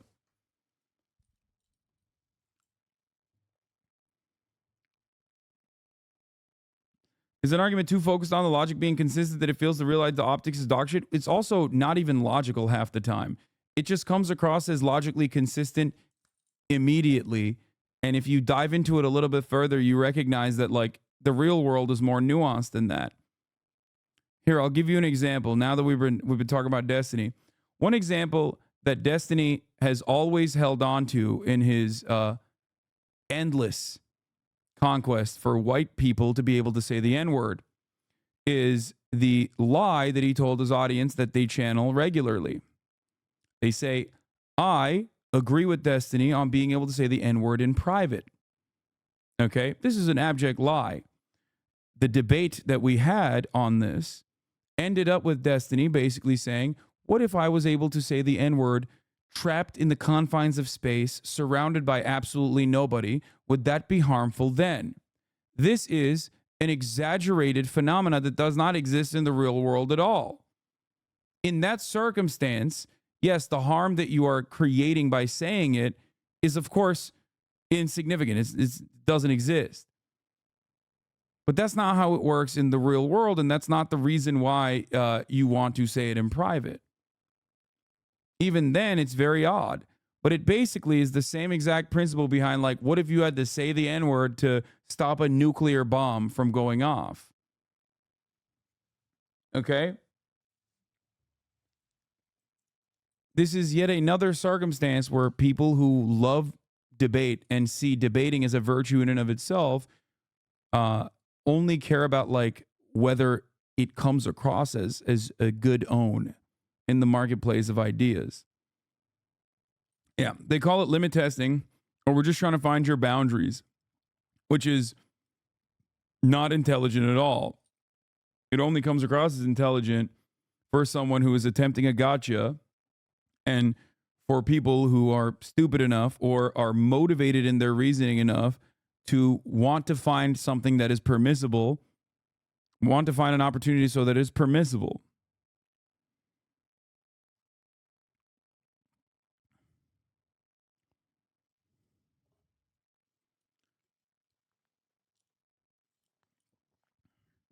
I'm sure the clip is out here somewhere.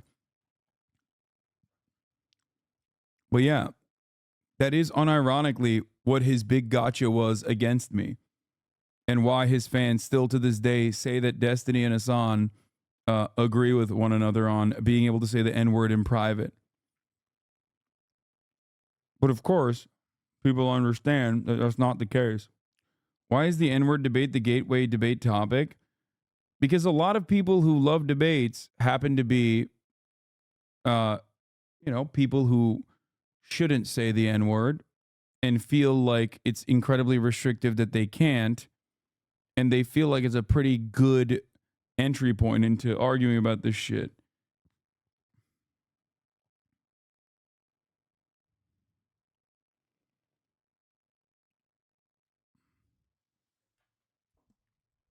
Basically the same subject. It's the same reason as to why so many debate lords end up inevitably defending arbitrary nature of age of consent laws, for example.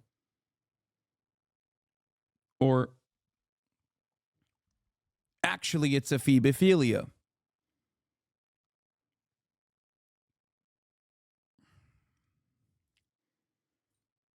If you think I'm wrong about that, that also exists.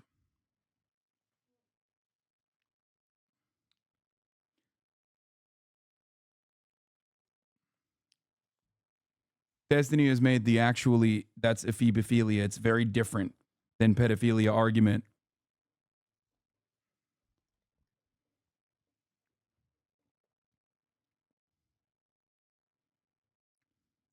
It's like, besides that, there was a lot of like, I saw you fighting on Twitter with with Kanye fans 24/7. Like, it was incessant. It was to an extreme degree. And I think that was kind of unproductive and kind of ended up to more attention being created around the album, where people who maybe wouldn't have listened to the record were like, "Well, what is this drama?" I'm not under any delusion that there's anything that I could do to bring Kanye any more or any less attention. Okay, so what is you don't have, so with you're just fighting with people out of it's fun for you? That's well, I'm definitely calling it out, and I'm definitely pointing out that the well has been poisoned to the point where doing a normal review of his stuff is pretty much futile. The reason I was fighting with Kanye fans is because a lot of them are kind of reiterating the straw man of my argument, which they think is Kanye bad, can't review Kanye bad.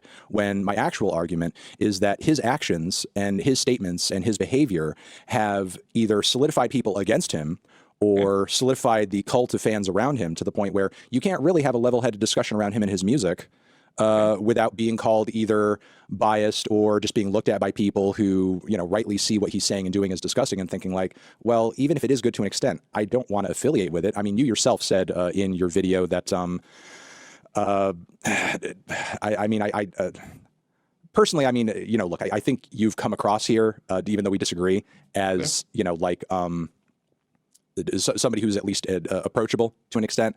I think it was kind of beneath you in your video for you to kind of like, put that section in where you were like, well, I mean, I'll listen to the album because I'm not Jewish. It's not a big deal to me. I mean, I think that was kind of a super unflattering moment for you. And yeah, I get what you were trying to say, but I wasn't necessarily talking. I mean, I was talking about myself, but I was talking about like the mentality. The point was like trying to show people the mentality of people who listen to the Kanye record. Like, well, what I'm saying is like, you understand yourself that there are people who see his comments and see the content of the record and would rightly be personally disgusted because of their Jewish background or whatever and would want to avoid it. Yeah. So anybody, like I said in my video, who comes from that background would rightly look at me even saying like, hey, there's some pretty decent stuff about some of the songs on this album, which I've acknowledged on stream and so on and so forth. But rightly, those people would see that commentary and think like, well, ultimately, what does that matter? Because like, obviously his commentary on my heritage and my faith are so disgusting that I wouldn't want to affiliate myself with it anyway. So it's like, you kind of understand how, doing a normal review of this record kind of puts me in a position where I'm between two sides of people that don't really want to hear anything critical about it to begin with? I like what you did. I'm not against what you did. I'm not saying you are. I'm just asking you if you sort of understand why I would feel that way. I understand why you feel that way. That's what I started off with. I understand why you feel the way you feel. And I think it's okay for you to feel the way you feel. This is my favorite type of shit, rotisserie, spin it. My favorite type of shit is being like, listen, dude, I agree with you, but I have to incessantly debate you. It's like, all right, what's the point then? All right, we agree. If you understand it, then you agree. Like, right? I think. The fuck? The question is, how do we combat that? How do we combat this issue and like come to like, I don't know, a productive solution? Yeah, Like, that's exactly the same energy as that one chatter who's like incessantly trying to be like, no, I don't even care about Kanye. I think he's anti-Semitic. Who gives a fuck? come like, to a compromise of sorts, and not you just buy a like continue t-shirt. bashing, shitting on like everybody who said anything positive about the record, and vice versa. Those people who the Kanye fans just shitting on you. You're a fucking idiot. You're not a good critic. Like it's both sides of the coin are unproductive. Even though one may be more morally correct than the other, both are unproductive and eventually lead to more I recently stumbled into Destiny subreddit and they were openly claiming you said it was okay for Nazis to invade other countries, even though the full quote and video with context was posted multiple times and downvoted. Your meaning was obvious, but they just wanted to be delusional, full crazy town, and the opposite of his whole objective truth shtick. Yes. polarization. And that's my issue with this. I think you're just. Let me finish. The reason why I made the whole Why am I addressing Destiny more lately? Your previous policy of ignoring losers were better, in my opinion. I think I'm human at the end of the day, and like it did start getting to me, and I realized like maybe it's okay to just like every now and then offer additional context, because there are plenty of people even in this community that have no idea, that didn't know who the fuck this dude was, and they stumble across his content on TikTok or whatever, and they're like, oh wow, this guy's making some good arguments against like some fucking weirdo like red-pilled guy, and then they stumble across like a shit ton of weird completely for nefarious purpose negatively slanted commentary on me, and then they go, oh my god, I had no idea this Hasan guy was like just a total fucking asshole, and they're misled. So I want those people to basically understand that no, like this person has a nefarious agenda that is purely spite driven, that is rooted within anger, and he is not some arbiter of like intellectual honesty. It's getting to a point where it basically is. It's getting to a point where it basically has turned into a lot of these people that used to love the IDW, the intellectual dark web. Okay, that the intellectual dark web, they used to present themselves as like gladiators in the marketplace of ideas. Like I used to shit on those guys as well. I'm trying to present this in as good faith as I possibly can. You're not a lord, you're Jank's nephew. Yes. Destiny fans will jump on you for admitting that, though, and think they've won. That's how trolls work. They will clip this and use it against you, but you're doing the right thing to fight to debunk all the bullshit they spread about you. Yeah, I mean, at a certain point, I have to correct the record. Those people tried to find my address after I defended both of you and Ethan on the H3 sub. Yeah, they go pretty nutty mode with it, too.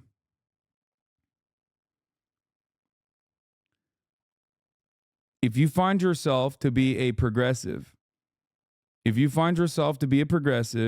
okay, and you find yourself in the throes of like Destiny's commentary, then ask a little bit. Just seek a little bit further. Just look, just scratch the surface a little bit, and you will recognize that it is a little odd that he has way more respect and reverence for someone like Ben Shapiro, who is objectively worse for the United States of America, if not the entire planet, with his commentary, than someone such as myself. Why does he have so much smoke for those on the left, no matter how big or small they may be, versus someone like Ben Shapiro, who is objectively infinitely more influential and powerful and has like actually bad opinions and not opinions that have been massaged for you to think they are bad? I personally believe that it's because Destiny and others are not interested in any sort of moral consistency, but instead are basically mercenaries. Like, they just like coming across like they're winning an argument. It's fun for them. That's number one. And they're also trying to have the stupid optics-based conversation about being mean. It's the white moderate who prefers negative peace. You're no better than the Nazi because you were mean. These people are fucking insufferable losers, man. Yeah, and they won't stop debating. They love debating.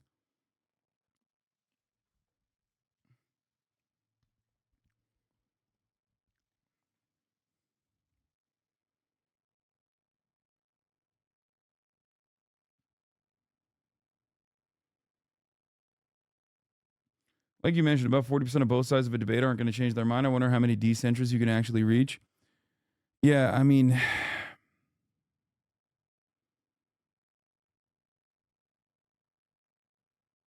they mostly just thrive on subreddits, but they are very parasocial.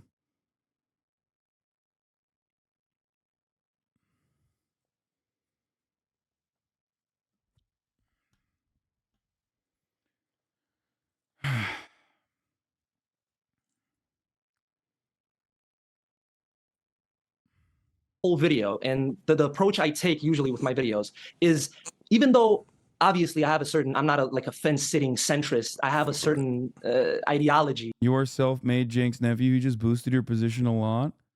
What? I agree with Fantano, but he is bald. Yeah,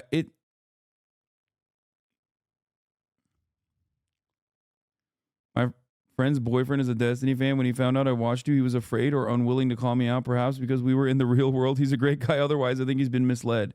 Yeah, there's a lot of people like that.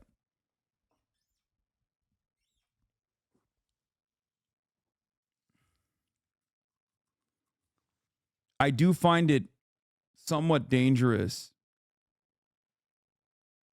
Yeah. Look, I mean, this is it. This is where a lot of it stems from. He literally ranted in 2019 about you, the most honest he's ever been about his feelings, when I had like 300 fucking average 300 average viewers.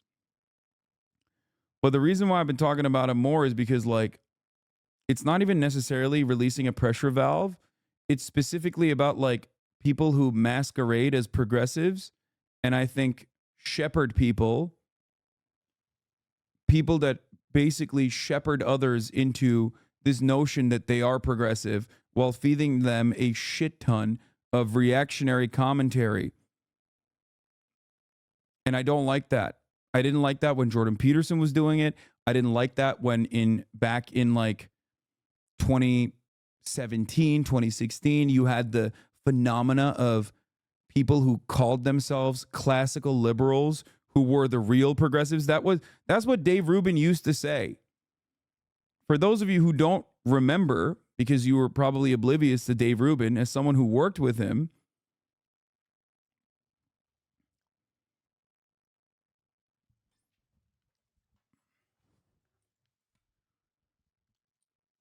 a lot of those guys, including even Sargon of Akkad, used to say that they're classical liberals, that they actually are the real liberals, and that leftists are fake liberals. They're false liberals. And they would spend all of their time shitting on those that were on their side, I guess. But, you know, they were, yeah, the SJWs were the faux-gressives or the regressives. That's what they used to call them. Tim Pool, for the longest time, presented himself as a unbiased centrist who was very progressive in many issues. Now, obviously, we look at these guys now with today's lenses and we go, that's so funny to say that. These guys were never liberal at all. And at the time, I spent a whole lot of time explaining to people like, no, these guys aren't real liberals. They're not real progressives.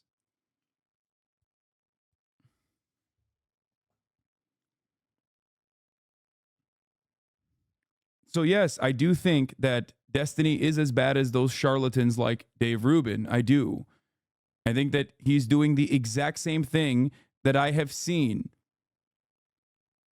He's doing the exact same thing that I've seen from all of those other people time and time again. He's just doing it now with a different flavor on it. Yeah. And I think that's very nefarious, and I think that's very dangerous. It's dangerous when someone claims to be a progressive or claims to be a liberal, claims to be a moderate Democratic Party supporter or whatever, okay, while simultaneously pushing a lot of nefarious positions that I consider to be reactionary. That's it.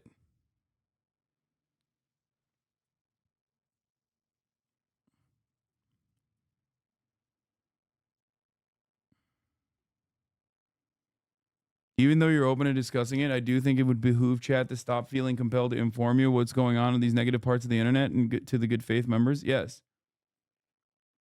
These guys claim that they're progressive and literally almost exclusively go after with vicious cancellation campaigns, attempted cancellation campaigns on every single person that is even a little bit more progressive than they are. At a certain point, you got to go, what the fuck are these guys doing?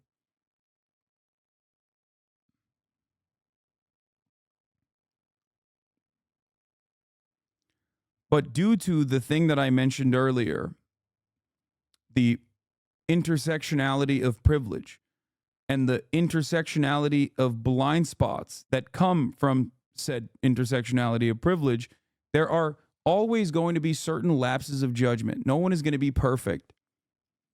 And when you're caught in that blind spot, you sometimes find yourself in the comfortable waters, in the warm hug that you receive from a community of like-minded individuals who are saying, no, you're not wrong, actually. See, you can still be a progressive. You can still consider yourself to be a progressive and also think that, like, trans people are, delusional and gross across the board for wanting to participate in sports, and that this isn't simply a really weird way to try and reaffirm transphobic positions, even though it is utterly irrelevant in the grand scheme of things. And what is infinitely more relevant to the existence of trans people in the United States of America is the shit ton of anti-trans bills that are being presented in state houses, right?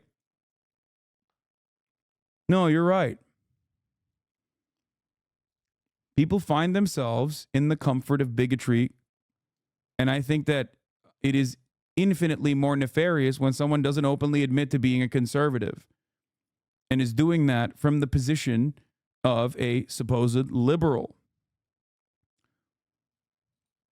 How can I be a bad guy? I'm going out and door knocking for the Democratic Party.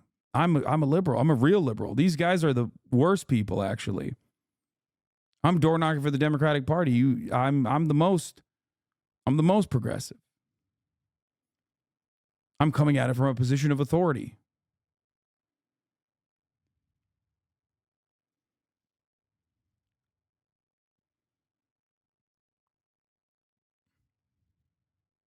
Yeah. Dennis Prager once famously told Dave Rubin that. He said he was really useful for the conservative movement because he is.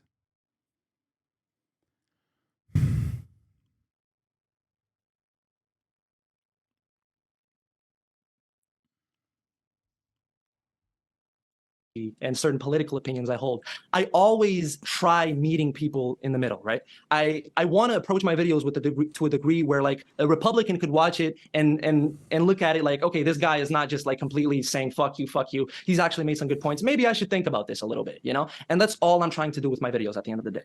Now, I can concede to the fact that a lot of my thumbnails and a lot of my titles are like inflammatory, like baity, disgusting to a degree. And yeah, that's unfortunate, but unfortunately, that's the best way to drive people to my content. And I feel like my content being as nuanced and as unbiased and as good faith as it is, I don't have a problem with like baiting people into watching it when that might give them a more neutral perspective on things. Radicals from both sides. So that's how I live with myself at the end of the day. Okay, I mean, I'm sorry to pop your bubble here a little bit, but I mean, I'm sorry, but you personally are not unbiased in any sense, and you're not presenting an unbiased perspective in, from what I can see, any of your Yeah, okay, content. I take that back. I can see that. That's not the case. And Okay, I understand that. what you even expressed just now is a bias of sorts, because the thing is, you know, I take that back. I'm not unbiased. I'm not unbiased. Okay. Sorry to say Okay. that. But let me finish my point. I let you finish yours. Okay. Even embracing centrism for centrism's sake is a bias of sorts. You know, just because you're landing in the middle of 2 points Preach doesn't mean you're unbiased or that it's effectively the best option in that scenario.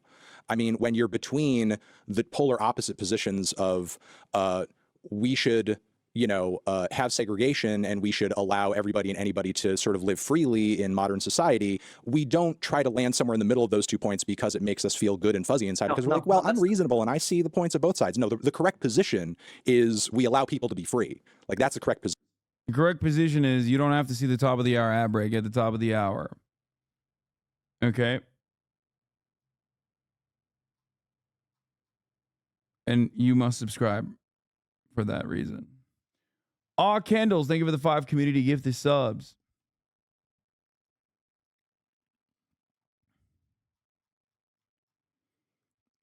It makes sense that D is not a liberal aside from some of his political takes. He's also said that growing up in the household, he was very conservative. Obviously, people can change and whatnot, but I do think that the conservative thinking and perspective is stuck with him at a deep level, making him not an actual progressive liberal or whatever. Professor Tech, thank you for the 5 gifted subs as well. It's just like, listen. Fantano is blasting here. He's doing a great job. And he is great. There are plenty of people who grew up in conservative families here, okay, in this community. The point is, you have to combat reactionary thinking, because reactionary thinking in a reactionary society is very comforting. Very comforting to not push for change. It's very comforting to not look at everything that you've known your entire life and say, maybe this is wrong. Maybe there's actually a better way to exist. It's a very tough job. That change must come from within, and you have to constantly check yourself.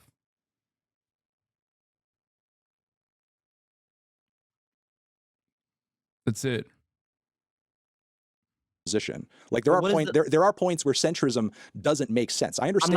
I'm not saying I'm a centrist. The way I'm approaching it is from a place of understanding and trying to reach. Where's the 2019 post? If you want to understand it, here's the 2019 post from from the DGG chat. It's not Destiny's fucking upbringing that causes him to feel this way. Okay?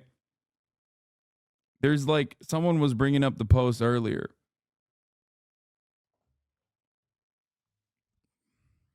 It's spite. It's being an opportunist.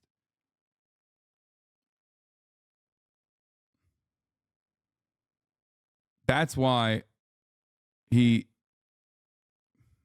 completely rewired his commentary.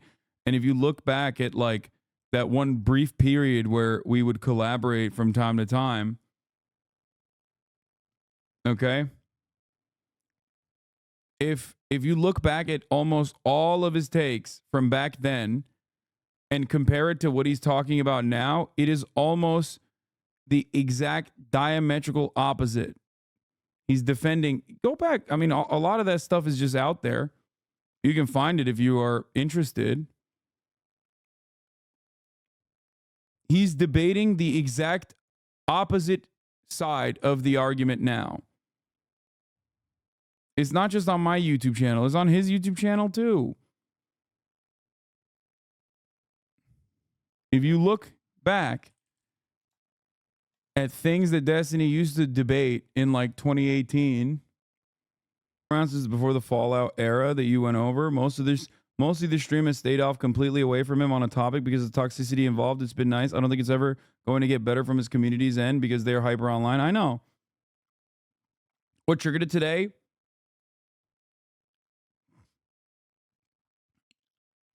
What triggered it today was Anthony Fantano debating a Destiny fan.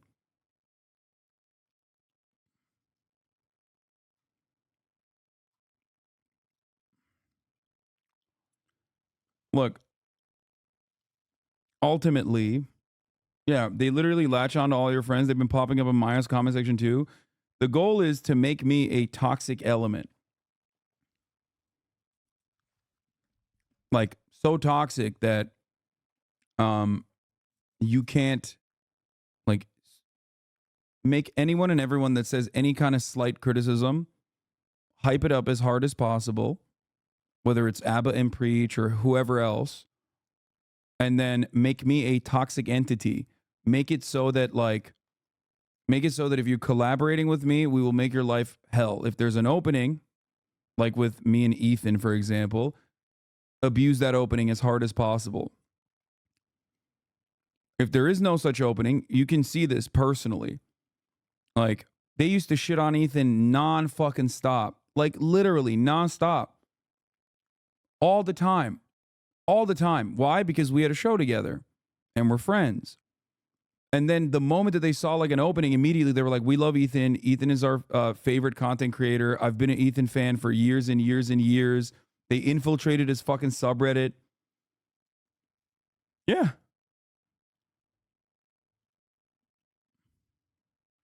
Fact it is, community members that watch you but have to keep it a secret, that should be studied. Yeah.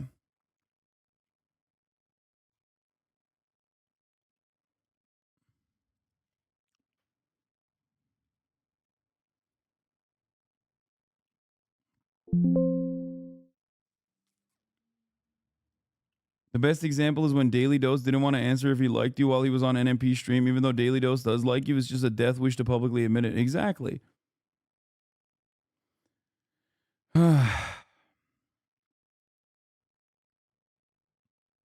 For years, I thought maybe they would go away if you never talked about it, but I was wrong. They're no different than Peterson, Charlie, Kirk, Shapiro, or Fuentes fans at this point. It's unavoidable. Yep.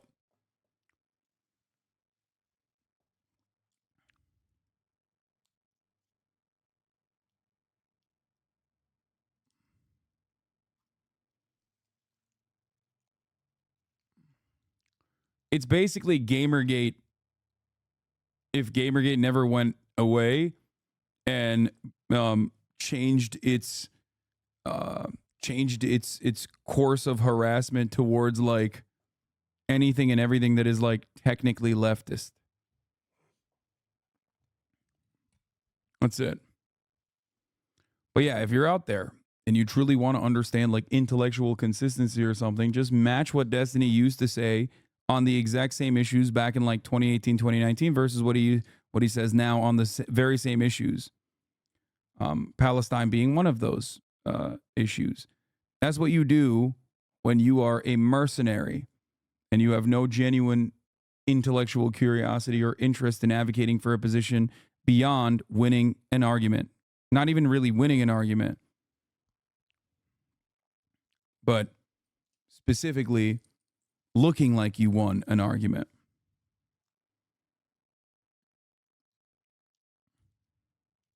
Every side of the spectrum. And I think that's a lot more productive than just sticking to your side and condemning everybody who's like a little bit more close. What I'm saying is like on a case-by-case basis, basis, there are some positions and points of view that point blank period are condemnable.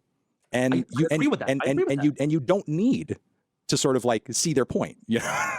And again, I'm not saying that's always the case for everything all the time. I'm just saying, especially in this case, especially in this specific case, where we are talking about stuff that is in reference to and has parallels to Nazism, okay?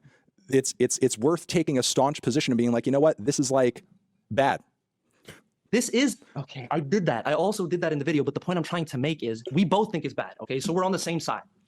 Okay, it's bad, but the fact it's bad. How do we combat that? How do we combat that in the most effective way possible, in the most pragmatic way possible, in a way where people can actually like fucking come to an agreement on things, that where the sides don't just get more polarized and a kick gets created and a Donald Trump gets elected president. You know, I want to meet people. But here's the thing, understand them, and then like also. Hey, Kanye is also a fucking Nazi. What I say in the video, like, okay, I understand where you're coming from, but also Kanye is a piece of shit Nazi. Here's links, he's affected directly hate crimes on Jewish people. So I feel like I'm being really responsible in that way, where I'm not just like completely throwing away the other side, but reeling them in and then educating them on these things. Okay, I feel like that's a lot more effective and responsible than what a lot of other people do. And that's it.